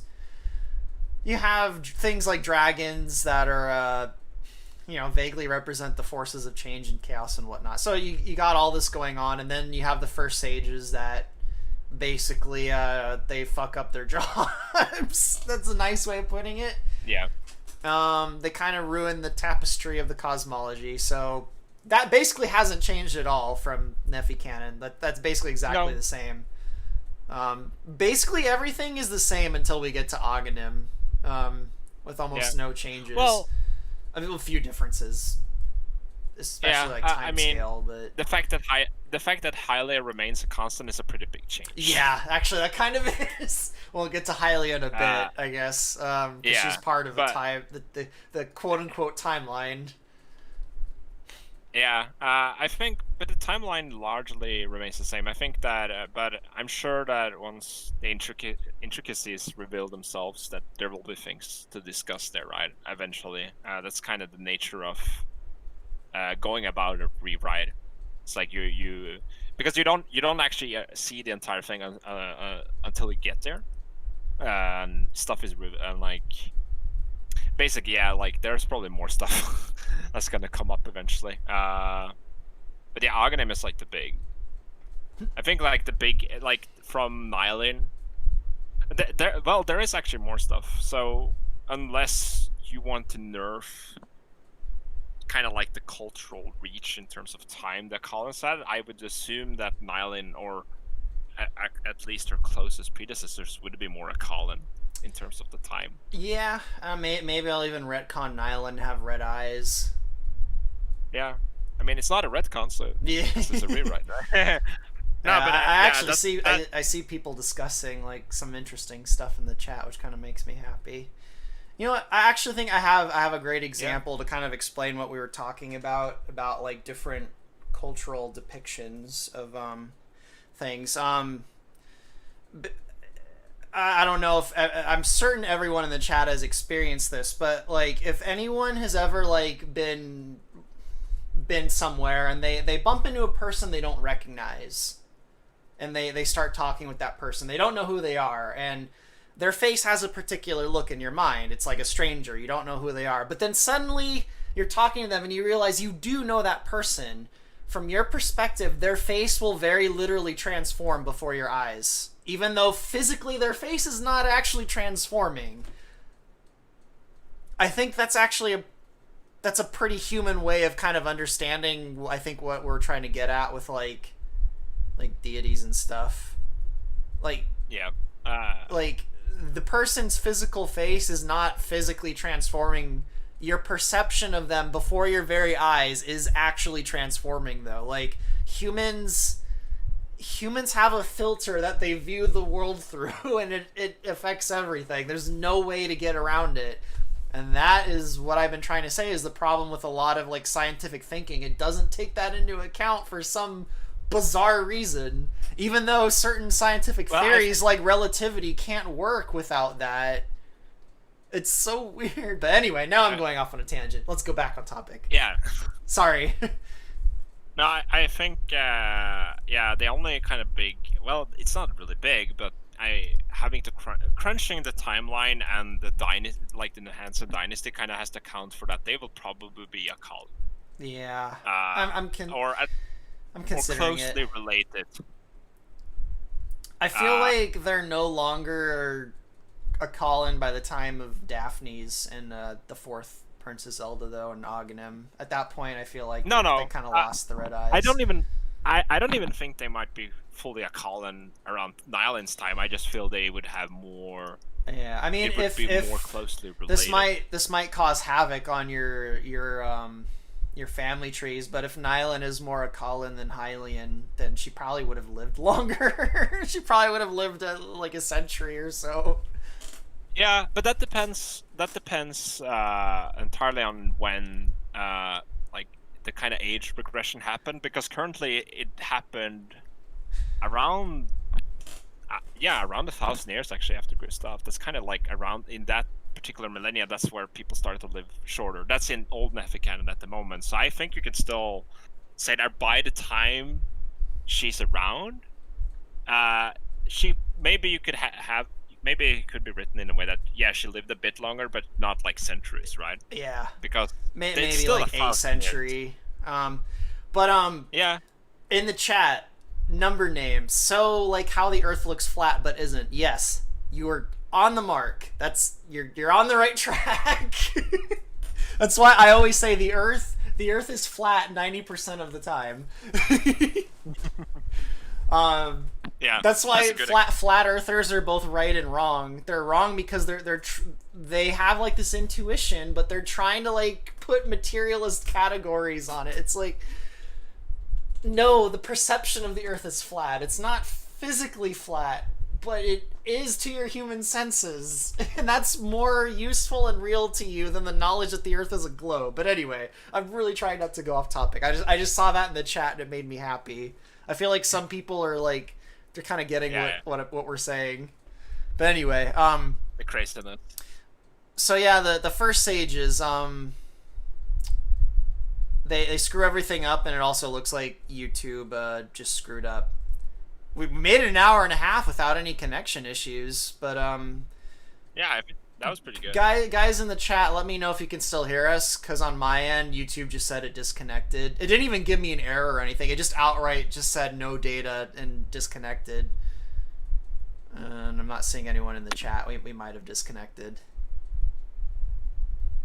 Guys, say toodles or poodles if you can. Oh no, no issues, huh? All right, cool, no issues. I'm not sure why it said I disconnected. Anyway, so yeah, the first sages screw everything up. They through their act of Diablos, they invite Diablos into the world. If I could have a little play on words there, They bring the Druth or the demons into the world. Basically nothing so far has changed from old Nephi canon, so I'm kind of just like restating it. There's one thing though while we're on it. We did briefly talk about it, and we kind of came to a conclusion, but I just kind of make sure. You wanted to buff the Druth, right? In terms of their significance and power, you still want to keep that from the beginning. Sort of. I really want to push the notion that they're principles. So kind of like what we were talking about earlier. You can't really get rid of them. Just their name changes. Yeah. And their I guess depiction, for lack of a better term, changes. Like you can't kill malice, like the concept of malice. You can't kill an abstract idea. You can only destroy its embodiments, but it'll always be there, and eventually someone else will have that idea of malice. It'll capture them, and they'll start embodying it in the world again. Or same thing with ego. You can't destroy the Platonics. There's I think it's honestly it's I guess I was about to say a material way of understanding it is like possession, but then I that wasn't too material after all, but never mind. I mean, even in old Nephi canon, Vadi has a lot of possession sort of imagery going on with him. Yeah, I think a more material way to make it more understandable is like they are the embodiments are like gateways in a way, and that enables the ideas to enter into the world. I guess that's a more... I'll use Santa Claus as an example. You can't kill Santa Claus. You can get rid of his name. You can destroy all the images of Santa Claus, but sooner or later, someone is gonna have the idea of a jolly man who gives people gifts, and it'll be a different name. There might even be different, physical traits of the image, but it's the same abstract being that is being embodied by people in the world. You can't kill Santa Claus. You can't kill an idea. To quote Cisco, that's ancient knowledge. You can't kill an idea. Yeah, it's funny because that line is from Star Trek, which is a very materialist show. I mean, in the Druths, like in the context of the Druth, that would essentially make them immortal in a way. Yeah, well, they were never alive in the same way that a biological being is alive to begin with, so I wouldn't even really say they're alive in a scientific sense anyway. They're alive. They're alive, like in a spiritual sense, for lack of a better term. I mean, we already fixed that with Vadi fearing death. Well, that's why I feel like even instinctively in old Nephi canon, I feel like I kind of understood that, because ultimately it is Majora or Hylia in the case of Imanis. It is a higher, it's something higher in the hierarchy than the demons that is the end of the demons. Like they aren't killed by mortals. But it's not only that. It's that Vadi embodies ego, a big facet of ego. Is self-preservation. Yeah. Right. So, wanting to continue, like your continuous existence is a part of that. So obviously, something that embodies that concept will, not want to be erased. That makes a lot of sense. Yeah. It's like hell no. I want to keep being, I guess. Yeah, which I guess that kind of goes back to the first sages, and I guess back to the timeline. Like the first sages, they invited these ideas into the world. Now the world's all screwed up, and they basically turn to garments of skin to preserve themselves. They use death against death, and that is how Majora is basically invited into the world. Yeah. So that's kind of the start of the... I don't even want to use the word timeline, but I guess I'll use the word timeline for... Yeah. Just because it's easy to say that. That's the start of the Nephi canon timeline. We have the creation of the world, and then it's screwed up by the higher principles. And that filters down the hierarchy to mortal beings that act them out. So you kind of have this notion in the Hylian mythology that there's just dragons constantly destroying and eating the world for an unprecedented amount of time, and it's only the first sages that keep them at bay. So you got the first sages being worshipped and whatnot, and then eventually you get to the point of the Akalans, or the first Hylians, whatever you want to call them. The Akalans come about, and this is a part even in old Nephi canon we hadn't really worked out, but where the basically the Triforce kind of becomes a thing. I mean, the Triforce was there at the beginning. The Triforce was why the first sages became dickheads. They wanted the Triforce. I feel like there's always like such a consistent element of narrative that there's this, like, it wears different skins, but essentially the Holy Grail, right? And everyone just kind of kills each other over it. It's like such a consistent like element of storytelling. Yep. It's like, oh, the One Ring of Power. Like that. Yeah. Because that is what the Holy Grail is. I always said that even in Nintendo canon, like that's what the Triforce is. It's just the Holy Grail. Yeah, it's gold. Yeah, it's even gold. It's even gold. And in like a Japanese context, it's like associated with the three divine treasures. That is pretty much the Holy Grail as well. It's the same archetype. It's like this amazing thing that is whatever you want it to be. And yeah, it causes a lot of havoc because everyone wants it for themselves. Yeah, I mean, that can happen with any principle. Can always be turned dark. Could you repeat that? That's the case with any principle. It can always be turned dark. Any principle can fall.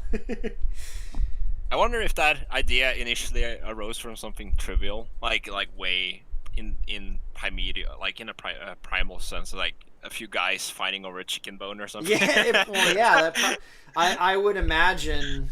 I mean, we're kind of putting, I guess, a kind of Darwinian lens on it, but I would imagine it probably even goes further back to the animal ancestors of humans. Is probably barely sentient mammals fighting over resources, and that kind of just manifested into the symbols that appeared later on. I don't think it's very useful to like kind of put a Darwinian lens on it, but it might help some other people in kind of understanding what we're talking about, I guess. I don't think it's useful, but I think it's interesting to kind of ponder about where these concepts came to be in our own history, right? I think that's an interesting it's a very scientific way of imagining. It is a very it's a very like, I have to know the origin of these things. I don't even think you would have to know, but I think it's an interesting thought experiment. Yeah. It's kind of like, because I think a lot of the larger concepts in humanity probably have very humble beginnings, because that's usually how things go. And that pattern, yes, no, that the pattern of humble. I mean, freaking, even in the Western tradition, like the highest of things, like spawned in a freaking like smelly cave with like animals. Yeah. that pattern extends to like everything kind of seems to have like this kind of dark, humble beginning, even like the grandest of things. So basically the takeaway is that the Holy Grail is a chicken bone. The Holy Grail is a chicken bone. Demoko just wanted to eat his chicken, so he spawned a race of sky chickens. I mean, the funny part about that is, like an ideal, which the Holy Grail is whatever the person that seeks it wants, right? That's kind of the point of it. Like that's where the wishing part comes from, which I think that's probably why there's so much danger in those things, because your passions can influence the outcome. Yeah. And most of our passions all of our passions ultimately lead to destruction. So I actually, it's funny because you'd feel that we are probably the only crazies that, approach Zelda in this way. But there's actually a guy that I found. He wrote like a huge post about this, and he was like about the Triforce in Nintendo canon, and he had a very similar kind of like approach. It was very interesting. I need to find it again, but he was basically saying that that's why the Triforce is inconsistent, because it's the Holy Grail. Like it's whatever Nintendo. The Holy Grail itself is very inconsistent, which is kind of the point, I guess. His summary was like, it's the Holy Grail. It's whatever Nintendo wants it to be. It's whatever the people in universe wants it to be, and that's why it sometimes talks, because if a person imagines it to talk, it would talk, right? Yes. That you see a similar thing in other like Holy Grail archetype stuff. Is that suddenly they, for whatever reason, they can talk, or for whatever reason they turn into a person, or for whatever reason they do all this crazy stuff, and it's very inconsistent. And that's basically the way he summarized it. It's like, it's a MacGuffin. It can do whatever. I mean, human mythology is littered with MacGuffins. Yeah, all kinds of weapons, and especially like in Greek mythology, all kinds of freaking weapons and artifacts that are MacGuffins.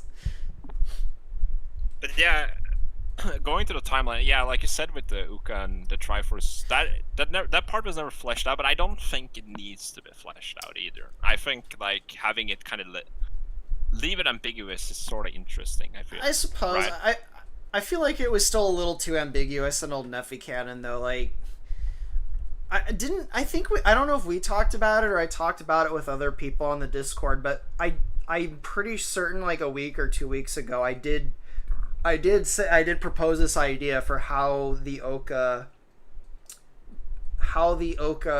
basically brought the Triforce to the Hylian, or how there's a connection between the Oka and the Hylian and the Triforce, and I've already forgot because I didn't make a note of it. So Codeman's in the chat, so he might remember that. Codeman, do you remember what the hell I said about the Oka and the Collins?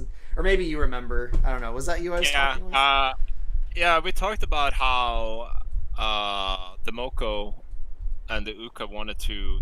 They taught the Hylians. Yeah. Right. Okay. Now, I remember the fear of the Goma.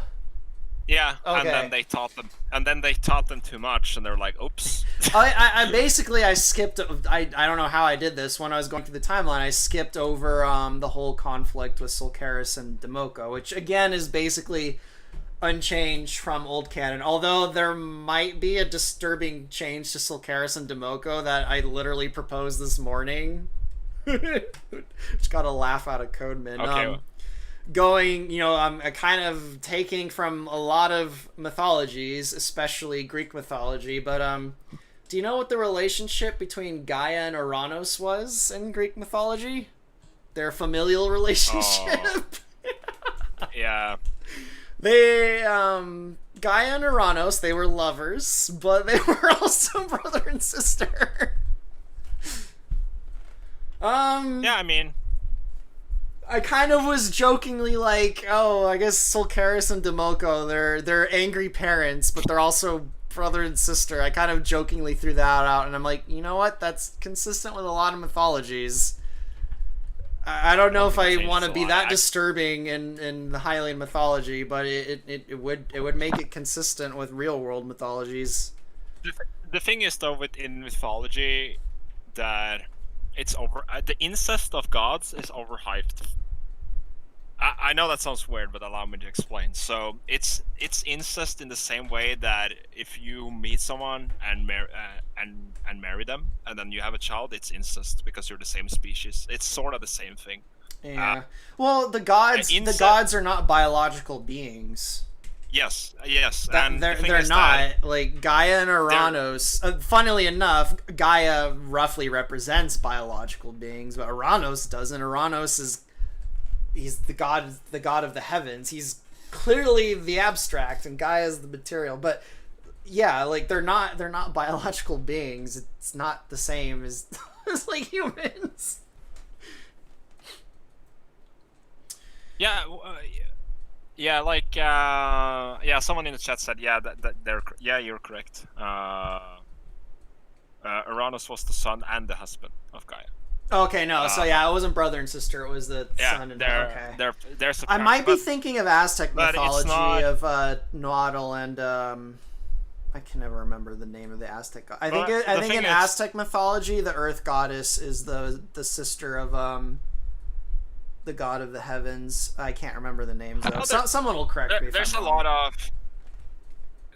of supposed incest in like mythology, but again, I want to stress that it's very likely that the incest that we're experiencing in mythology is not comparable to actual biological incest. It's more, yeah, they were kin because they derive from the same concepts. Yeah. It's the same that we all humans derive from the same concept. We're all humans. I feel like if I'm gonna have my cake and eat it too, it'll be, if you're familiar with mythology, you'll see that in Sulcaris and Demoko, and if you're not, it's never gonna be explicit. So yeah, I think that's the better approach. No, I feel bad. I see some people in the chat like just join now. It's like such an unfortunate point to join in. Oh, Sulcaris and Demoko are brother and sister and lovers. It's like such a bad point to join in. I see someone that said that you don't have to follow everything in mythology, and yeah. I want to bring that point up in relation to Iron Conquest, because a question to that is why not? And my other statement to that is why shouldn't you, right? The thing is, mythology shapes pretty much every narrative that I can think of. I think I actually addressed something like this last time we live streamed. Like, there's not really any escaping the patterns. Yeah. You can. I just see Loopy pointed out Adam fucked his own rib. Yeah. Well, I think there, if you're talking about a cosmos where everything comes from one source, the things that are closer to the source, you're naturally going to see a weird kind of incestuous relationship between them because they're naturally closer to their source. And that's the problem with incest, is you're not moving further away from your source. It basically creates a feedback loop. And I'm not even talking about just in terms of genetics. I mean, even symbolically, incest is this endless loop. It basically perpetuates the time cycle. It's like a tree with branches that loops into themselves. The tree doesn't actually grow. It's self-defeating. So that's symbolically why incest is such a vile and a kind of destructive force, and even in mythologies, and that's reflected even biologically too. The kinship of gods is a very contagious point in scholarship, and some scholars are very no, it's definitely supposed to be incest. Some scholars are no, it's incestuous in the same way that human relationships are incestuous because we derive from the same concept. There's a very it's a lot of disagreements what it means, but that's all materialistic I lean towards the latter because incest was still taboo in a lot of these cultures, which kind of separate. You could argue that they are separate from human beings, which they are in a sense, but in many other ways they're not. I still think even though deities aren't biological beings, usually in narratives it's still portrayed as a bad thing, or something bad results from it. I think I'm mixing up. Isn't Uranus also Saturn in Roman mythology? I'm mixing them up, I think. Let me double check. I'm pretty sure Saturn is actually. I think Saturn is Kronos. Whatever. I think what I was getting at is it leads to the castration of Saturn. There's always Cobalt Corsair corrected it for me. Saturn is Kronos, not Uranus. Who the hell was Uranus? What was his name in Roman mythology? I can't remember. There's so I was saying earlier, my memory's so screwed up. There's so many things I'm just blurring together. Anyway, I do feel like we're going off topic No, the Roman equivalent of Uranus. Oh, it is Uranus. Yeah. And yes, Uranus was castrated. Yeah. Okay, so yeah, there we go. Which symbolically makes sense. If you're stuck in a loop, you're not actually reproducing anything new. So it's basically castration, in a manner of speaking. But anyway, Sulcaris and Demoko, they had their conflict in the past, and it resulted in Sulcaris falling into the earth, and Demoko keeping himself up, and now there's kind of like this dichotomy between the two. And Demoko always fears Sulcaris at this point. So basically, Demoko is doing everything he can to hold back the potentiality of Sulcaris. He has his walled sky city. He's up in the sky, and he's basically surrounding himself with garments of skin at all levels of the hierarchy, which include the Highlands. So basically, Demoko and the Oka, the Highlands are kind of like a layer of death between him and Sulcaris. And it backfires on him, as technology often does. I can't because you brought it up, I can't escape this imagery in my head where Demoko is like this middle-aged husband that threw out this crazy ex-wife, and she's like banging on his door. Like you know. Yep. It's like yeah. So Cares and Demoko are ruined for me. I'll see them as like to me, however you want to look at them, whether they're siblings or lovers or something else, there was some kind of love between them. How you want to define that love, I guess, doesn't matter. The point is they were in communion with each other. That's a better way of putting it. Yeah. And there was something that ruptured that communion between them to such a degree that both of them want to annihilate each other, which is literally the opposite, the most opposite you can get from the concept of love in all of its forms is annihilation. So whatever. Point is, Hylians seem to be an attempt by Demoko to create a barrier between him and the potentiality that Sulcaris represents, and he does that by using the Triforce as a principle for them to elevate themselves. The problem is like the story of Prometheus, I guess, or even in the Book of Enoch, the Hylians they get out of hand. They shouldn't have taught them that stuff. They have too much power, and the ultimate result of that is Hylia. Yeah. So I guess this is where the new Nephi canon really starts to deviate from the old Nephi canon. Is Hylia in a way is kind of the result of the Oka. Yeah. The Hylians basically use the knowledge and wisdom of the Oka and Demoko, and they kind of create like this artificial deity in a way. So I'm not sure if I want to call Hylia like an artificial deity, because I feel like the principle she herself actually embodies might even predate her, but actually someone pointed out Hylia kind of would be like a Nephilim in a way. She is kind of an artificial sort of union between the heavens and the earth. I guess I should make her 15 feet tall. The thing is, she's artificial in the sense like that she's a mortal made god, right? It's she is. It's the brass tower again, pretty much, and usually that's not a good idea. There are exceptions though. There are exceptions. There are instances in mythology where mortals have been elevated to divinity and not everything has gone to shit. But usually it's not a great thing, or it's not something that's eternal, right? But usually it's not the best of things. But No, I see people saying, like, make her 15 feet tall. Even if she's not 15 feet tall, she still is elevated above other people. So I feel like the imagery still kind of stands. That she's higher, but not quite.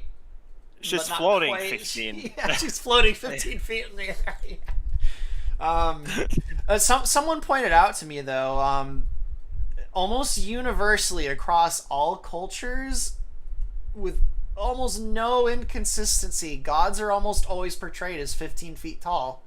It's a weirdly specific phenomenon.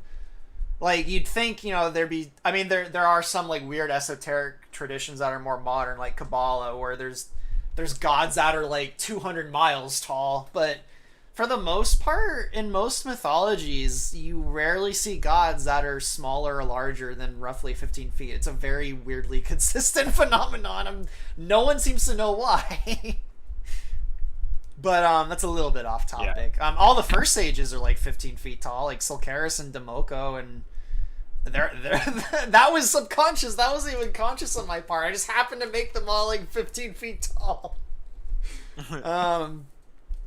But yeah, so Hylia is kind of like the Oka, the Oka's attempt to create like a barrier backfiring on them. So this is when the Oka kind of withdraw themselves from the Hylians and kind of separate themselves. And we haven't really fleshed this out yet, but basically the premise is there's kind of this cold war between Hylia and the Oka. So I'm not entirely sure how I feel about that, because I already feel like this sort of there's already a cold war between Sulcaris and Demoko, and I'm but it's the same war, just on a lower, like. I guess, yeah. Demoko's has a cold war with all the first sages. Yeah, but that particular conflict is the same. It's just different layers of the same conflict. Because like the Hylians and the teachings they applied to essentially create Hylia are, funnily enough, quite related to the Goma in a way, because like that entire process started because of them, right? Yeah, they are related in that sense. Let's say that Demoko, let's say Demoko didn't have the fear of Sulcaris, then he wouldn't. It's likely he wouldn't do what he did, right? So, I guess in a sense you can think of the Goma as kind of like an abstract version of the abstract progenitor of Hylia, which is kind of funny. Kinda, yeah. It is kind of funny to think, which might help with connecting Hylia to the resurgence of the Goma, but I'm not sure if I'm going to go through with that idea. This particular topic is something I really haven't thought of for the last 2 weeks, and actually we're getting connection errors on YouTube now, so we might have disconnected or about to be disconnected, which we made it almost 2 hours without disconnecting. That's probably the most impressive. And I don't know if you want to wrap this up soon, because we did say we'd kind of only go on for 2 hours, or if you wanted to continue. I feel like we weren't on topic half the time, but no, I feel we stayed on topic. I think it's still important to just talk generally about the changes before we really dive into it, just to kind of warm people up to the idea as well. I think that's still important. Yeah, I see some people in the chat saying they can still hear us, and some saying they can't. So I'm not sure what's going on. On my end, it says the connection is really bad and YouTube's gonna kick me off. But I don't know. We got some people asking for more story. I don't know. Do you want to? Because we're about 5 minutes. We'll hit the 2 hour mark. Do you want to go on for longer? Yeah, we can. Or do you want to put a pause in it for next weekend? What do you say we try to finish up, since we were on the topic now, the entire Hylia thing? All right. Well, I guess we'll save Impa for next time then. Yeah. And then, since we're on this topic, I think we can finish this, and then we can, next week we can segue into Impa. I think that's a good way to do it. All right, cool. If we go on for longer than a half hour, though, I'll probably end it there, even if we're not done with the timeline thing. So, okay, so yeah, there's the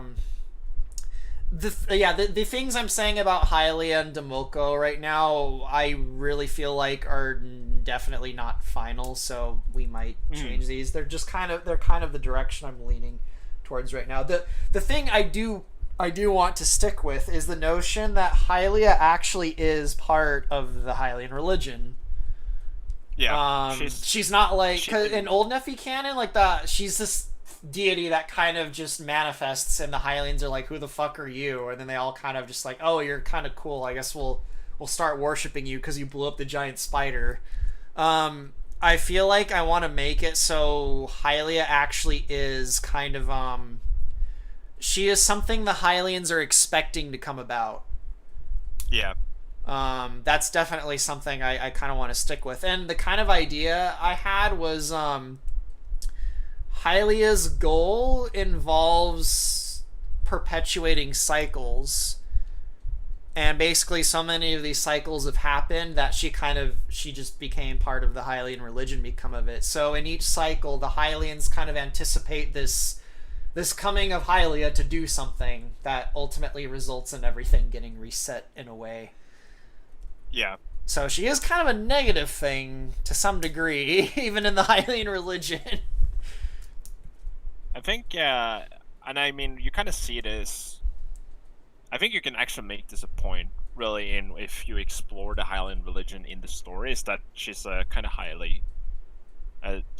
like her place is somewhat disputed, right? I think that's a good way to go about it. And I think that's an interesting... even... I'm sure, she would be controversial within the religion itself and among, we even discussed the notion that Rauru thinks Hylia is a heresy, which is so ironic in relation to him and Princess Zelda. It's kind of amazing. I kind of like it. So even amongst the Hylians, there's like any religion, there's denominations, there's fragments of it from the source. I like it. So yeah, we haven't really finalized that. I don't know if we want to try and finalize that now or save it for another time, but finalize the whole connection with Hylia and the Oka and her perpetuating these cycles. That part I haven't really thought on any of that too heavy. I've been thinking mostly about Impa and Labrina and Aghanim and that stuff for the last several weeks. I haven't really put too much thought into Hylia and Demoko and Sulcaris. I think the rest of it though works pretty okay. Like, you still have a lot of Hylia's, like the parts of Hylia's arc in the old canon that worked well, that still can work fine, right? Like with her uncle. Basically, her being essentially used as a tool to elevate her family. Yeah, well, even on a meta level, she was supposed to be an Oka tool. Yeah. So there is like this part of her character where there's this element that I'm gonna sound kind of like an SJW, I guess. She's basically a tool for other people, which is really kind of tragic, actually. Which I don't know, that kind of adds a sad element to her character. That no matter what she does, she's ultimately for the purpose of someone else, which is kind of sad in a way. It is, and I kind of like that. And yeah, it's the fact that she's kind of blind to it as well, right? Well, she literally wears a blindfold. Yeah. Yeah, exactly. Again, this is something I haven't really put a lot of thought into yet at all, but I guess her goal... I guess the best way to word it is, it's kind of like you said, she's trying to create the Brass Tower. She's trying to create like a Tower of Babel or like a utopia. She's trying to create Skyloft, I guess. This sort of Platonic vision of like this heavenly world, and she basically, in her attempts to do it, keeps perpetuating this cycle where it kind of backfires on her, and then she's like trapped in the cycle of trying to do it over and over again. Yeah. That might change, but that's kind of the idea I have in my mind right now of what she's trying to do. She herself is basically stuck in this cycle that she's perpetuating. I think another interesting angle, and this is just an idea, okay? Another is that she actually doesn't know what her ideal is and how to accomplish it. Well, she has, like, sticking with the blind thing. Well, and I also think, kind of like in the old Nephi canon, the thing that finally shatters that is when she accepts the truth, and she learns she denied the thing about her uncle.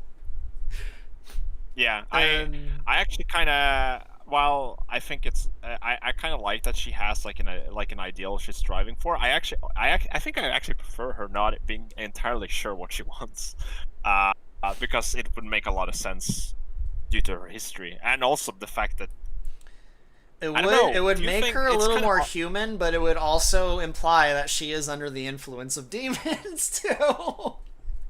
Yeah, Which I guess she would be because she's partially human or Hylian, but and you know what I mean when I say ties human. and it ties well into, the endpoint. So yes. Yes. Yeah, Yeah, no, with demise, you mean?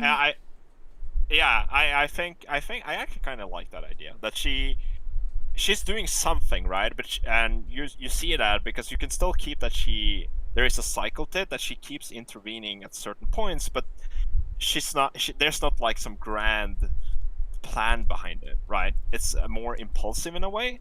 And there's probably some ideal behind it, but there's no like long running, like kind of meticulous plan. I still have this idea that she keeps seeing this vision of like a skyloft in her mind, and she's trying to work towards that, but maybe like me having trouble getting the platonic forms to turn into my models. It could be something like that. Like she has this form that she's working towards, but she can never manifest it because it's too high of an ideal.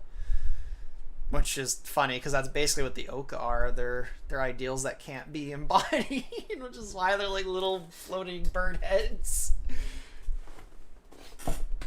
I actually, yeah, I'm in that camp. I think regards to her. I think that she could still have that vision, right, of the Skyloft, but absolutely no idea of how to get there and how to accomplish it. And honestly, it makes a lot of sense. Like I don't imagine, I don't imagine a mortal achieving some form of apotheosis would like know what to do at all, and I think it would end. Really badly. Because humans are subject to the whims of their principalities, or I would say usually it's passions. Usually it's a dark principle. Like, I know this sounds really, I know this would probably make Americans and a lot of modern people like get upset, but most people's thoughts are not entirely their own. No. Just because you have a thought, it doesn't mean that you came up with that thought. You are the product of other forces in the world interacting with each other and your biological form. Try not to get too esoteric. But the point I was trying to get at is that Hylia is in part she's in part I keep wanting to say human, but Hylian. She's in part mortal, which means at some point she was subject to those forces. So I think that's why something like a Nephilim can't work, and why in the Nephilim story they are ultimately portrayed as the byproduct of fallen principles. Yeah. So no matter what Hylia does, it's always kind of corrupted by the fact that she's a hybrid in a way. Yeah. No, I because the thing is, I still. It's her appearance kind of reflects her nature in a way that at the end of the day she's just a human, jacked up on forces she doesn't comprehend, right? Yeah. And that's kind of always the image that I got, and she, like, I'm not gonna completely discredit her because she does try to do things with those powers, but at the end of the day, she is still kind of shackled to her nature by being an immortal made god or a goddess, like a Nephilim. I never made that connection. I'm kind of glad someone pointed that out in the chat there. And she's also connected to a flood too. So, well, she used to be anyway. I don't know if she still is, but yeah. Nephilim are connected to floods, so that's see, you can't escape the patterns. They have a hold on us humans. There's no escaping them. Even when you're trying your hardest, like I'm gonna avoid all the patterns, they'll inevitably manifest in weird, unpredictable ways. So I feel like it's best to just try and acknowledge the patterns and, I don't know, try and direct them as much as you can, I guess. Anyway. Speaking of flood, did we actually ever talk about that publicly? No, and I don't think you and I have talked about it in the context of new Nephi canon either. We've talked about it in the old kind of canon when you brought up the idea of switching Hylia's fate to be tied to Dora. I haven't thought about the flood at all since I decided to rewrite everything. Yeah, I still think it fits though. I have a feeling this Hylia stuff is something I'm gonna have to think more on. We'll revisit it. But I think it's something to keep in mind. Also, another thing to think about is probably like the fact that she's a canon part of Highland religion. Yeah, is something, and kind of like the consequences of that. I think is interesting to probably think about. One day I really need to sit down and figure out what exactly she's trying to do and why it keeps perpetuating a cycle and why that makes her become part of the Hylian religion. I feel like the third part in my mind I have the best idea of, because I feel like it's intuitive. If a pattern keeps repeating in reality, it's gonna become part of a religion. That's what religion is. Like, it's people living out these patterns, and then after they've lived it out enough, with enough time, they codify it, either through oral tradition or some kind of holy book. So if Hylia is this repeating pattern in the Hylians' lives, then of course she's going to become part of their religion. I think we might be disconnected. I'm seeing some poodles. Maybe we're not disconnected. YouTube just said, it's starting to give me errors, which honestly I can't complain. We've made it over 2 hours without getting disconnected yet, so I don't think I'm going to complain about YouTube freaking out right now. That's the longest we've gone without any internet issues. It's been pretty good. Let's put a bookmark on Hylia and revisit it later. I guess we'll try and get through the rough timeline after her. There's now, at least at the moment, some kind of cold war between Hylia and the Oka, and the Oka try a more subtle approach, and they more or less create the Sheikah out of... They try to salvage their Hylian experiment, and they bring about the Sheikah. And then Hylia's kind of counter to that is the Wizrobe. So we've got like this layer of hierarchy of like forces, like all fighting in like some kind of cold war with each other. At the highest level we have like Demoko and Sulcaris, and then we have Hylia and the Oka, and then we have the Sheikah and the Wizrobe. So there's kind of like this. It manifests at all levels of the hierarchy, of course. I guess it's not even just the Wizrobe, it's also like the Hylia cult, right? In general. Yeah. It's layers upon layers. It's like an it's like an onion. The only thing I find iffy is I feel uncomfortable because I feel like Sulcaris and Demoko are on the same level of the hierarchy, but I feel like Hylia and the Oka aren't. No, they're not.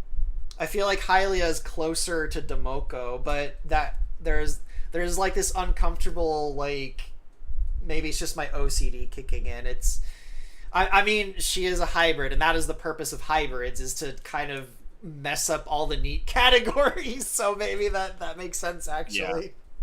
Yeah. I'm really going to have to think more on it. I haven't really put too much of my thoughts into Hylia and that the whole situation we've just talked about. I've been focused more on other things later on that I guess we'll get to in the next few minutes.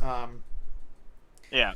So, and then the first Hylian Civil War, which actually is what resulted in the creation of Hylia, happens. There's the Hylian Civil War, I guess it would be called the Akalan Civil War at the time, because they aren't called Hylians yet. Yeah. So yeah, there's the first Hylian War, or the Akalan War, whatever you want to call it, that nearly tears the Akalans apart. It results in the death of Gustav. Actually, now that I'm thinking about it, if Sulcaris... Because I'm still going to have the battle between Sulcaris and Gustav. Which means the Hylians were a success, like... Or the Akalans. Yeah. Like, Gustav fucking slayed Sulcaris, and the Oka are probably like, yes! yes, we did it. And then after that, that's when things get out of hand. They're like, no, we created a monster possibly even more dangerous than the Goma and Sulcaris. And that's when Hylia comes about. Because Hylia, I mean, she herself doesn't destroy Gustav, but Gustav is killed, basically, in this Hylian Civil War. Or I'm just going to say Hylian Civil War. They're technically a Collins, but it's easier to say Hylians and Hylian Civil War, whatever. So yeah, Gustav is basically like this heroic. He's like this heroic figure, almost like Hercules, I guess. So there's like, sorry, I'm thinking about more mythological connections I wasn't even aware of, but because now we have this thing where the Oka are kind of like instilling these principles and stuff in the Highlands, it almost makes Gustav kind of like a Hercules sort of thing. Although I feel uncomfortable saying he's a demigod, but yeah, I mean he's very, I would say he embodies like the ordering hero or archetype. Yeah, I've always seen Gustav as like King David. Mm-hmm. There is now though that the Oka are more explicitly involved in the kind of ascension or elevation of the Highlands, though there's kind of like this more uncomfortable like Greek aspect to them, so I'm kind of seeing Hercules elements in Gustav. But anyway, point is the Oka kind of elevate the Highlands because they want to create another buffer between Sulcaris and Demoko, and it seems like it's a success because Gustav destroys Sulcaris, at least it seems like he does. So I guess the Oka pat themselves on the back and like, job well done. But then the Hylians get out of hand. And the Hylians bring about Hylia, who is this thing the Oka can't possibly manage. And they're like, no, this is bad. We're going to stop our connection to the Oka kind of distance themselves from the Hylians at that point. And that's when this whole Cold War thing. They're still... I feel like the Oka will still like try to be manipulating the Hylians, though. I haven't really decided exactly how. I think they would still be involved, but I don't. Well, I feel like they do so through the Sheikah as a proxy, because the Sheikah are trying to guide the Hylian history. So yeah, the Oka create the Sheikah, and then Hylia surrounds herself with the Wizrobe. So at the bottom level you have like the Wizrobe and the Sheikah. At the mid level you have the Oka and Hylia, and at the top of the hierarchy you have Sulcaris. Actually, I feel like the Goma and the Oka are more on the same level. Hylia is like this weird, awkward blight on my OCD that I don't know. Which is a good thing. I guess. I don't see it as a good thing yet, but maybe I'll come to see it as a good thing.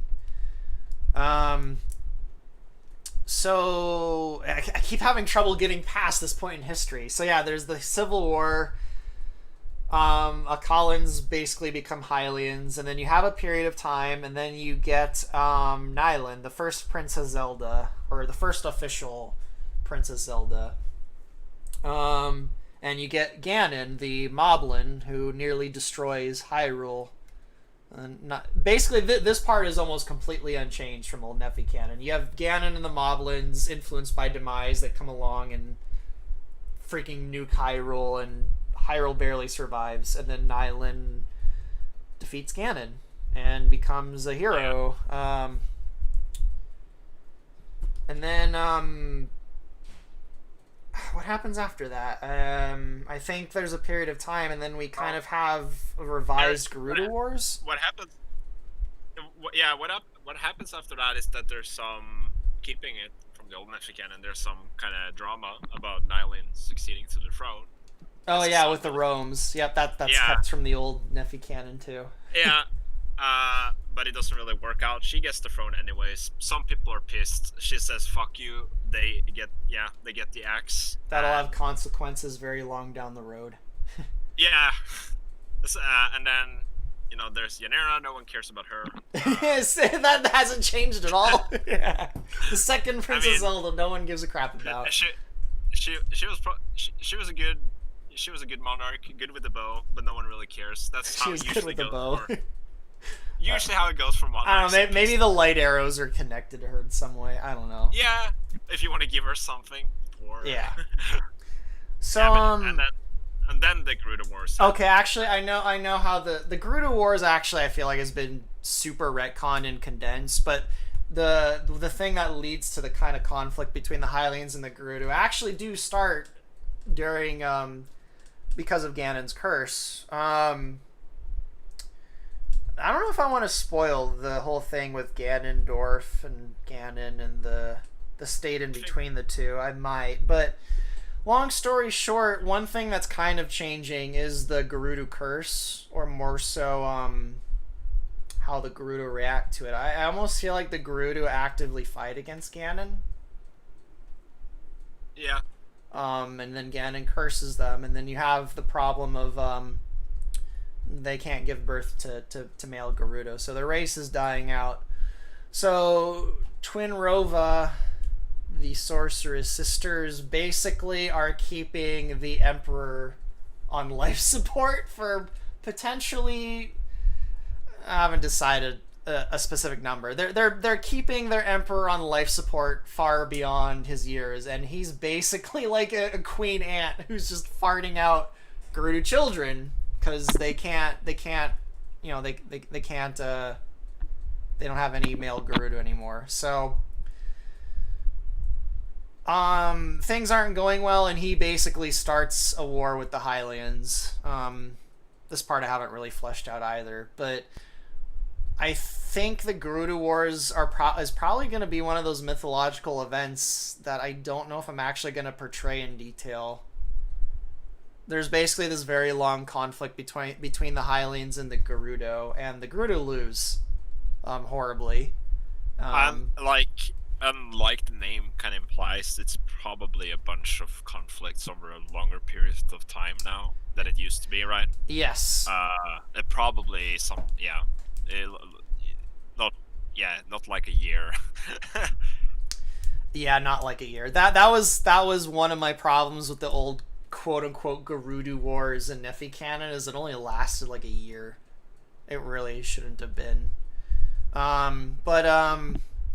So basically the heroes of this war are Daddy Daphne's, Akazu, and then the third Princess Zelda dies in the conflict. She dies during the war, like she did in old Nephi canon. Haven't decided exactly how she dies, but anyway, one thing that's kind of changing is Agnem is no longer her husband, like he was in the old Nephi canon. She's actually married to someone else and had an affair with Agnem. Which I think is a little more of an interesting angle and kind of influences Agnem's decision making when he actually is the proper villain down the line. I don't know if I actually discussed this with you. I think I did mention it, because my problem when I rebooted the canon, one of my problems I was running into is, what the fuck is Agnem's motivation? Like, does he just sit on a throne for potentially thousands of years and do nothing? So I came up with the idea that the reason he imprisons Princess Zelda is he's basically trying to resurrect his dead waifu and bestow some form of immortality on her. And that's his kind of motivation. So he's probably been depressed for like the thousands of years he sat on the throne, because he lost his chance, because he lost Tetra. And I almost feel like that kind of makes a parallel between him and Rauru, which might turn into something if I can work it out. But anyway, I feel like I'm being really rambly now, but probably because we've been going on for almost 3 hours. We'll probably wrap it up soon. I'm getting really rambly and losing my thoughts. Yeah, same. I feel like I just want to finish this point with Aghanim, but I'm actually losing my cohesion. What was I saying? Okay, yeah, Marala is married probably to a Rome, or I haven't decided yet. She has an affair with Aghanim. Obviously, this isn't good, but Marala dies in the Gerudo Wars, and I think Aghanim was actually going to I haven't really figured this out either, because I feel like it's kind of fucked up for him to try to sacrifice his daughter to bring back his wife. Basically, my idea was he was going to sacrifice Oriya, but it goes horribly wrong, and she just ends up dying because Akazu, like in the old Nephi canon. Oh, actually, I know what I forgot. Yeah. I really am being rambly because I'm losing my mental cohesion. But after the Gerudo Wars, Aghanim and Akazu basically go wandering in the Gerudo Desert for the secret of immortality, and that's where the necromancy actually comes into play, which kind of was in old Nephi canon. Akazu, I never really explicitly say it in the old Nephi canon, but it's kind of implied Akazu fucked off in the Gerudo Desert with Azraeli looking for the secret to necromancy. Yeah. And he eventually hired the Ketons to find the Gonaru. In New Nephi canon, it'll probably be him and Aghanim going through the Gerudo Desert, and they discover the secret of necromancy, but obviously it's not exactly what Aghanim wants. He doesn't want he doesn't want his wife to be a zombie. But he does find at least some semblance of what he's looking for, and it requires a sacrifice. So he returns to Hyrule, and he basically hatches this plot to overthrow Daphne's and Oriya, and then sacrifice his daughter to kind of bring some semblance of his waifu back, and then him and Morala, in theory, could rule Hyrule for as long as they want. Something like that. I probably really need to work it out some more, though. And the plan backfires. His daughter's dead, but he has a granddaughter, so he's like, alright, well, I'll use her instead, but Rauru screws that up for him. I don't know if I've talked to you about that. What do you think of that? That kind of line of thinking, or did I disconnect? No, I'm just thinking. Okay. My mental cohesion is not at its peak either. All right, we'll probably wrap it up here then. I think it's fine. I think we could discuss this a bit. Maybe next time when we're more awake. I guess we'll save Impa for much later. I guess next time we'll go on the topic of Aghanim and I guess what his motivation is. The thing is that it makes him out, like you said, that it makes him a real asshole. But I don't think he really needs to, like, be sympathetic. No, I don't know. I don't know if I want him. I feel like he needs a motivation, but not necessarily a sympathetic one. Like, I don't know. I'm a little uncomfortable with the idea that if he really loved Morala that much, he would, like, kill his daughter. I feel like he would just love his daughter. It was basically the same issue I had with our ideas with Link and his daughter. Like, we had, like, in the old Nephi canon, there was this possible idea that Tetra dies, and that makes Link, like, treat his daughter like shit. But knowing Link's character, I feel like, no, he wouldn't do that. He would honor the memory of Tetra by loving his daughter more. That, like, didn't really gel with me. I feel like it's the same. I'm having that same issue with Aghanim. I'm like, I don't think he would be a dick to his daughter and granddaughter. If anything, he'd probably embrace his family, his surviving family more now that his. Well, I actually think I thought of a reason to justify that. They don't know he's the father. He's probably fucking bitter because he had an affair with Morala. I might have actually solved the problem. I forgot about that. I keep thinking he's still married to Morala, but he's not. So yeah, you want to make I guess that could work. That he's not sure if but even then though, he's not sure if they're his daughter and granddaughter. I mean, he probably suspects it, but yeah, he didn't raise them. He's an alien. He doesn't have that direct connection to his daughters. I guess they were raised by a fucking Rome or whatever. So actually, no. Now that I think about it, that might. Yeah, he doesn't have emotional or familial connection to his daughter and granddaughter. Only a blood connection, and he's not even 100% sure if there is. I mean, in my mind, they are most certainly his daughter and granddaughter, but yeah, that might be enough to explain why he's willing to sacrifice his biological daughter and then granddaughter to bring back his wife. Well, again, she's not his wife. To bring back the love of his life. There we go. But I think we'll put a bookmark in it here and continue next time. I guess if there's like a question or two in the chat, maybe I'll try and answer it. But I'm probably wrapping it up here because my mind is kind of starting to wander, and I think Deoxys is too. Yeah, but I think you're worse than me. But it's probably because you slept like 5 hours. Yeah, I was really awake when we started this. But yeah, I was up several hours earlier than I normally am today. So I've been up for like, I think I've been up for like almost 12 hours now. And yeah, I only had actually, let me look. I've been up 11, 12, 1, 2, 3, 4. Actually, I've only been up 7 hours. I haven't been up that long. Oh, Codeman's got a question. All right, I'll answer your question, Codeman. And if I have an incoherent answer, I'll try and re-answer it on Discord later. Oh yeah, the idea of keeping Daphne's around. Shit. That's something I haven't really thought of in great detail yet either. You know what, Codeman? In a little while, if you're on Discord, we'll talk about that on Discord or tomorrow, whenever is convenient. We'll Can I be a dick? Sure, go ahead and be a dick. I think you should be dead. You think you should be dead? Okay. All right. No,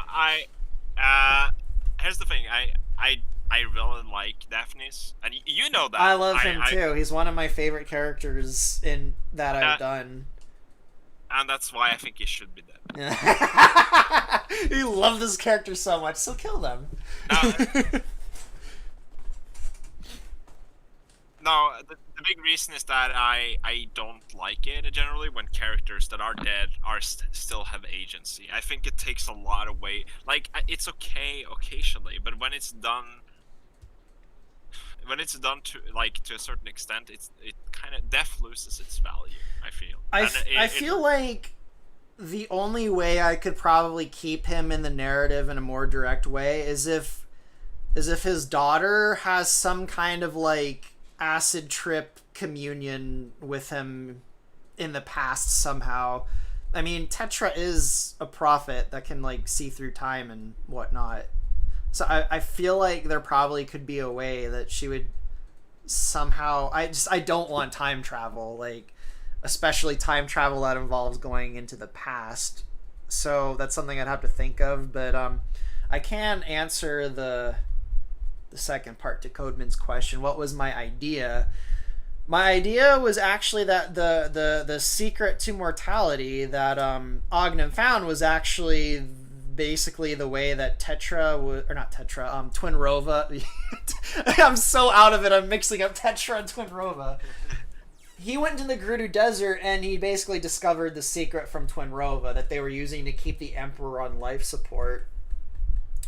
And basically, the reason Ognem has been alive for so long is Daphne's has basically been a mummy for like 2,000 years, and he's been feeding off of him to keep himself alive, and that's what he's going to do for Marala. Is Marala would basically feed off of Tetra. I have no idea how he'd keep this a secret from Marala, because I feel like the moment she found out that he was feeding off of her daughter's, her daughter's husband and her granddaughter, she'd be like, no, like, this is evil. But that was kind of my idea, that Ognem was basically... That's how Ognem achieved his kind of like vampiric form of immortality. And then when he's defeated, just Daphne's just awakens from being a mummy, I guess. And Ognem, like, I guess kind of like a Dorian Gray thing, Ognem just like fucking like disintegrates. Yes. Well, I have problems with that idea. You do? Okay. It was just something I threw out like a week ago. Yeah. I think I really haven't thought about it. It was just... Yeah.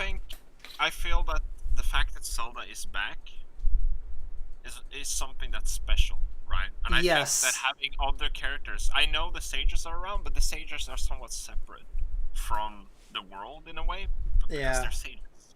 And I feel that Tetra actually reawakening, she's a relic from a legendary age. She's a living legend essentially. Yes, she's the Legend of Zelda. Ooh. Yeah. But having other characters from her time that she knows personally, or too many of them walking around and being active in the world, takes away from that idea. Yeah. And then the question is to ask, what's the point, really, right? Yeah. Well, I've said repeatedly in the Discord. I think I've even said it even in old Nephi canon. I always felt uncomfortable that there's so many characters that seem to like be from a long time ago. I don't have a problem if it's like one or two characters, but there was a point when there was like, let's see, we had Sheik in the old Nephi canon. We had Sheik, we had the freaking Oracles, we had Groose, we had all these characters that have been around for a really long time and aren't dead, and that kind of really started to bother me. I think I'm just limiting it to Sheik now. I really like Daphnis, but I think if you want to keep him in the story, I think at some point it would be better to do a Gerudo Wars arc, like separate, where he's the protagonist, or a few missions where he's the protagonist. Yeah, I really did like his relation with Link, and that's kind of gonna get lost. I like honestly, I always liked it too. I just think that that might actually be transplanted to Rauru. Yeah. I kind of really want Rauru and Link to be a little more connected now. Yeah, the thing is, yeah, like I said, if you want to keep, you really want to sell that idea of, Zelda the living legend. I feel that's the price to pay, really. And here's the thing: if he's dead and no longer around, that adds to her predicament because she is a foreigner in time, and everyone she knows, save a few, are dead. Yeah. I think only 2 or 3 people. I think, well, if we go through with the Impa idea, which I guess we'll discuss next time. It's Rauru and Jabu. Jabu is basically it. Those are the only 2, and she's not even like acquainted. She's only loosely acquainted with Jabu. She like probably saw him once on a trip to the domain. So Rauru is literally the only being or the only person from her own lifetime that she remembers. I hear dogs fighting outside. Yeah, I hear it too. But I think there's value in that, and I think, I don't know, keeping Daphnis around feels, honestly, forced. It feels forced because it raises the question: what is the point, right? Or one thing I could maybe do to, I guess, have my cake and eat it too situation. If I decide that's the way Aghanim has kept himself perpetuated.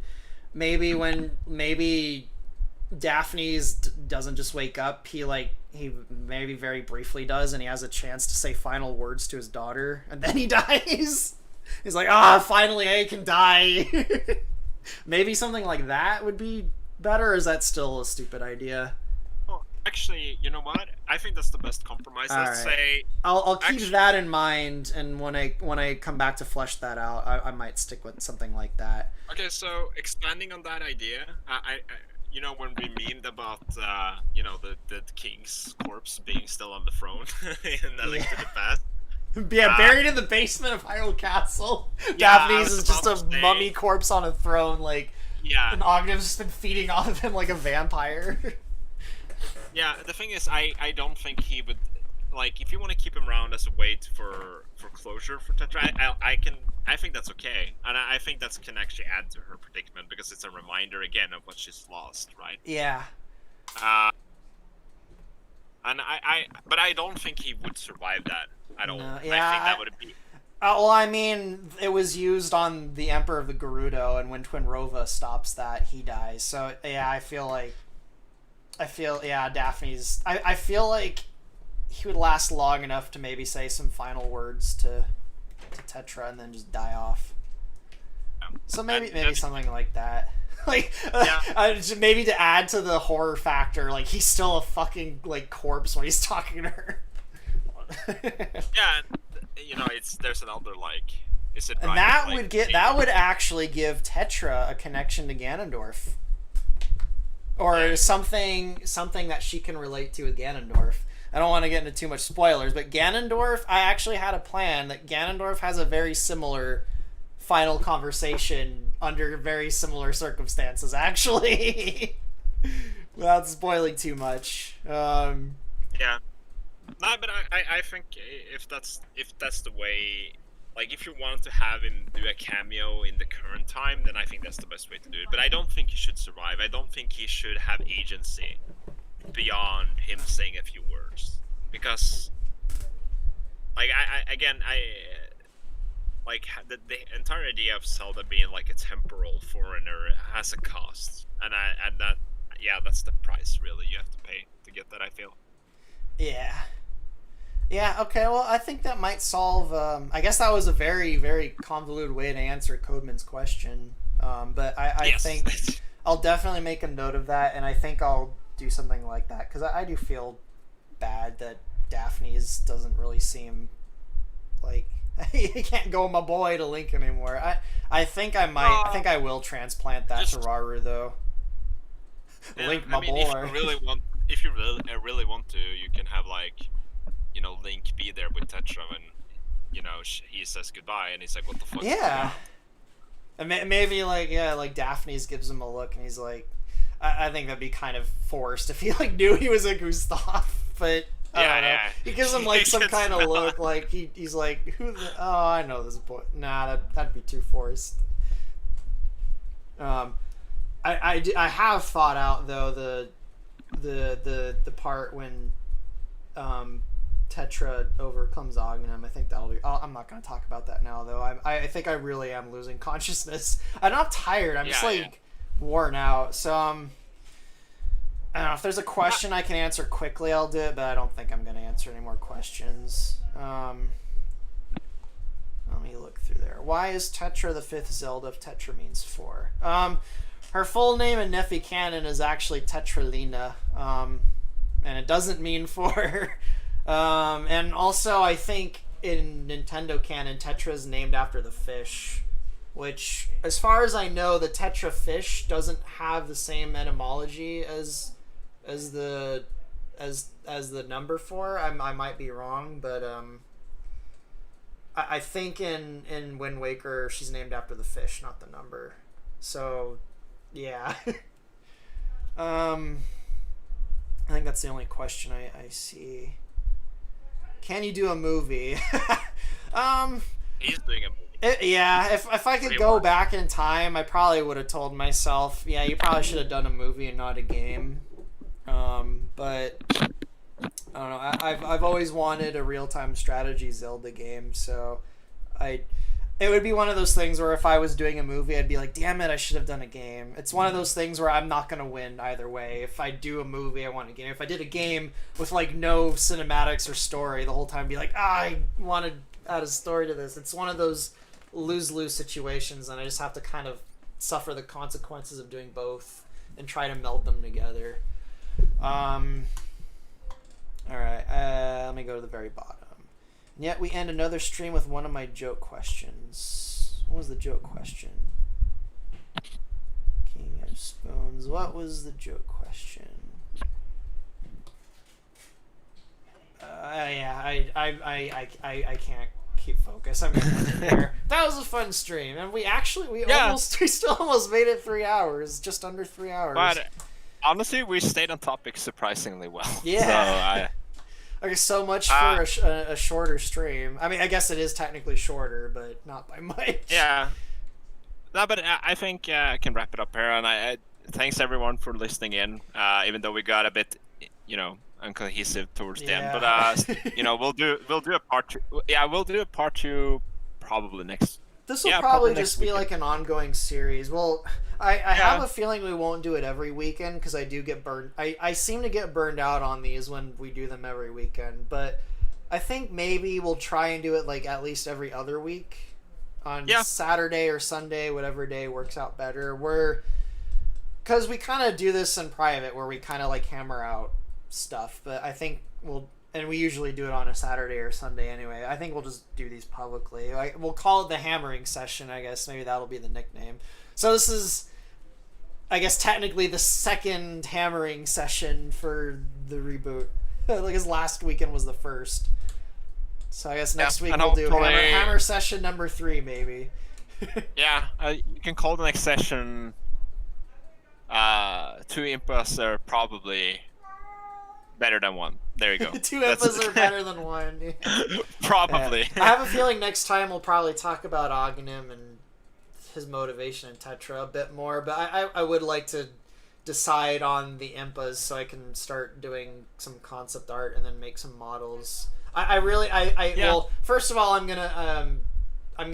only have like 3 more models to make for the new heroes. I'm definitely doing those over the next few days. I'm gonna get the new heroes out for Hyrule Conquest for all the factions. So So yeah, actually next weekend I might actually do a video showing all the new heroes. We might not do a live stream next weekend depending on the timing, because I'm gonna be pretty busy this week. But yeah, we'll see. But yeah, after that, the next model I'm gonna redo is Link. I feel like that's natural. And then after Link, I'm gonna go through the sages one by one. I'll probably start with Saria. For some reason, I really want to model Impa, though. She's been on my mind a lot lately for some reason. Probably because they showed Impa like 2 weeks ago, and just Impa, and people keep bringing up Impa, so Impa's just like on my mind a lot this past week. I like can't seem to get Impa out of my thoughts for some reason. Go away, Impa! I can't stop thinking of you. Leave me alone. So yeah, I'll probably actually do Impa after. I might even model Impa before I do Link, depending on my mood. But yeah, I'll answer the question quickly. So sure. If there is a live stream, it's probably gonna be around this time, when we started. So like 3 hours ago. On average, I seem to start them between noon and 2 o'clock Pacific time. I tried to start one earlier, but I think you were busy earlier, so we didn't do one a little earlier. For all the Europeans out there, because I am European, if you didn't discern that from my accent, but I usually work or do other stuff in the afternoon, early evening. That's why I don't stream usually or join the stream before later on, because then I'm kind of done with everything. I can kind of get in the right mindset. I have a hard time committing 2 hours to something when in the afternoon. I don't know why, but it's the same thing with me. Like except on weekends, which is why I usually do these live stream on weekends. I basically only have time like after the sun is set to really deviate from working on things and like doing just goofing off or doing live streams or playing games. I almost always never play a game before midnight. Same. Yeah, so I very, very rare, like, except around the time Stellaris came out and, like, the Jurassic World park building game, like, 2 years ago, and actually with Iron Harvest came out a few weeks ago, I played that during the day, but I almost never, ever play a game before midnight. Very rarely do I do that, because I don't have the time. I have to work. I have my day job sometimes, and then I have to work on Hyrule Conquest, and Hyrule Conquest is kind of a time-consuming thing. So yeah, live streams are, on average, they'll be around noon to 2 o'clock Pacific Standard Time, because I live on the Pacific Coast, so that's the time zone. Yeah, and that's... I apologize to Europeans. I know that's really late for Europeans. No, I think next time I'll try to see if we can get it ready by 10 or 11 in the evening for Central European time. Yesterday that's what I was hoping for, but because I had yesterday off, I actually slept in till like almost 2 o'clock yesterday, so I would have started late yesterday if I arranged. Today I was up early, but anyway, someone says, final question, will you continue the story and make Link the father this time? Father of who? If I could answer that question with a question. Father of who? Link is a father, both in old Nephi canon and a new Nephi canon, so I guess that answers the question in a general sense. I just don't know who they mean the father of. I'll answer that really quickly once they get back to me, and then I'll end the stream, because I'm like mentally dead now. Yeah, I can tell. Father of who? Then there might be a delay in the stream. I mean, they might be like, let me see how far behind they are. 246 versus 249. Wow, they're like over a minute behind us now, according to OBS. Well, I don't know. They aren't posting in there, so I guess I'll just answer that with yes. He will be a father. Yeah, he'll have a daughter with Tetra. So, all right. If that doesn't answer your question, bring it up next time I do a live stream, and I'll try and answer it. But anyway, that was fun. Bye, guys. Bye. Unless you have anything else to say, Diox. No, thanks for tuning in, as always. Bye, everyone.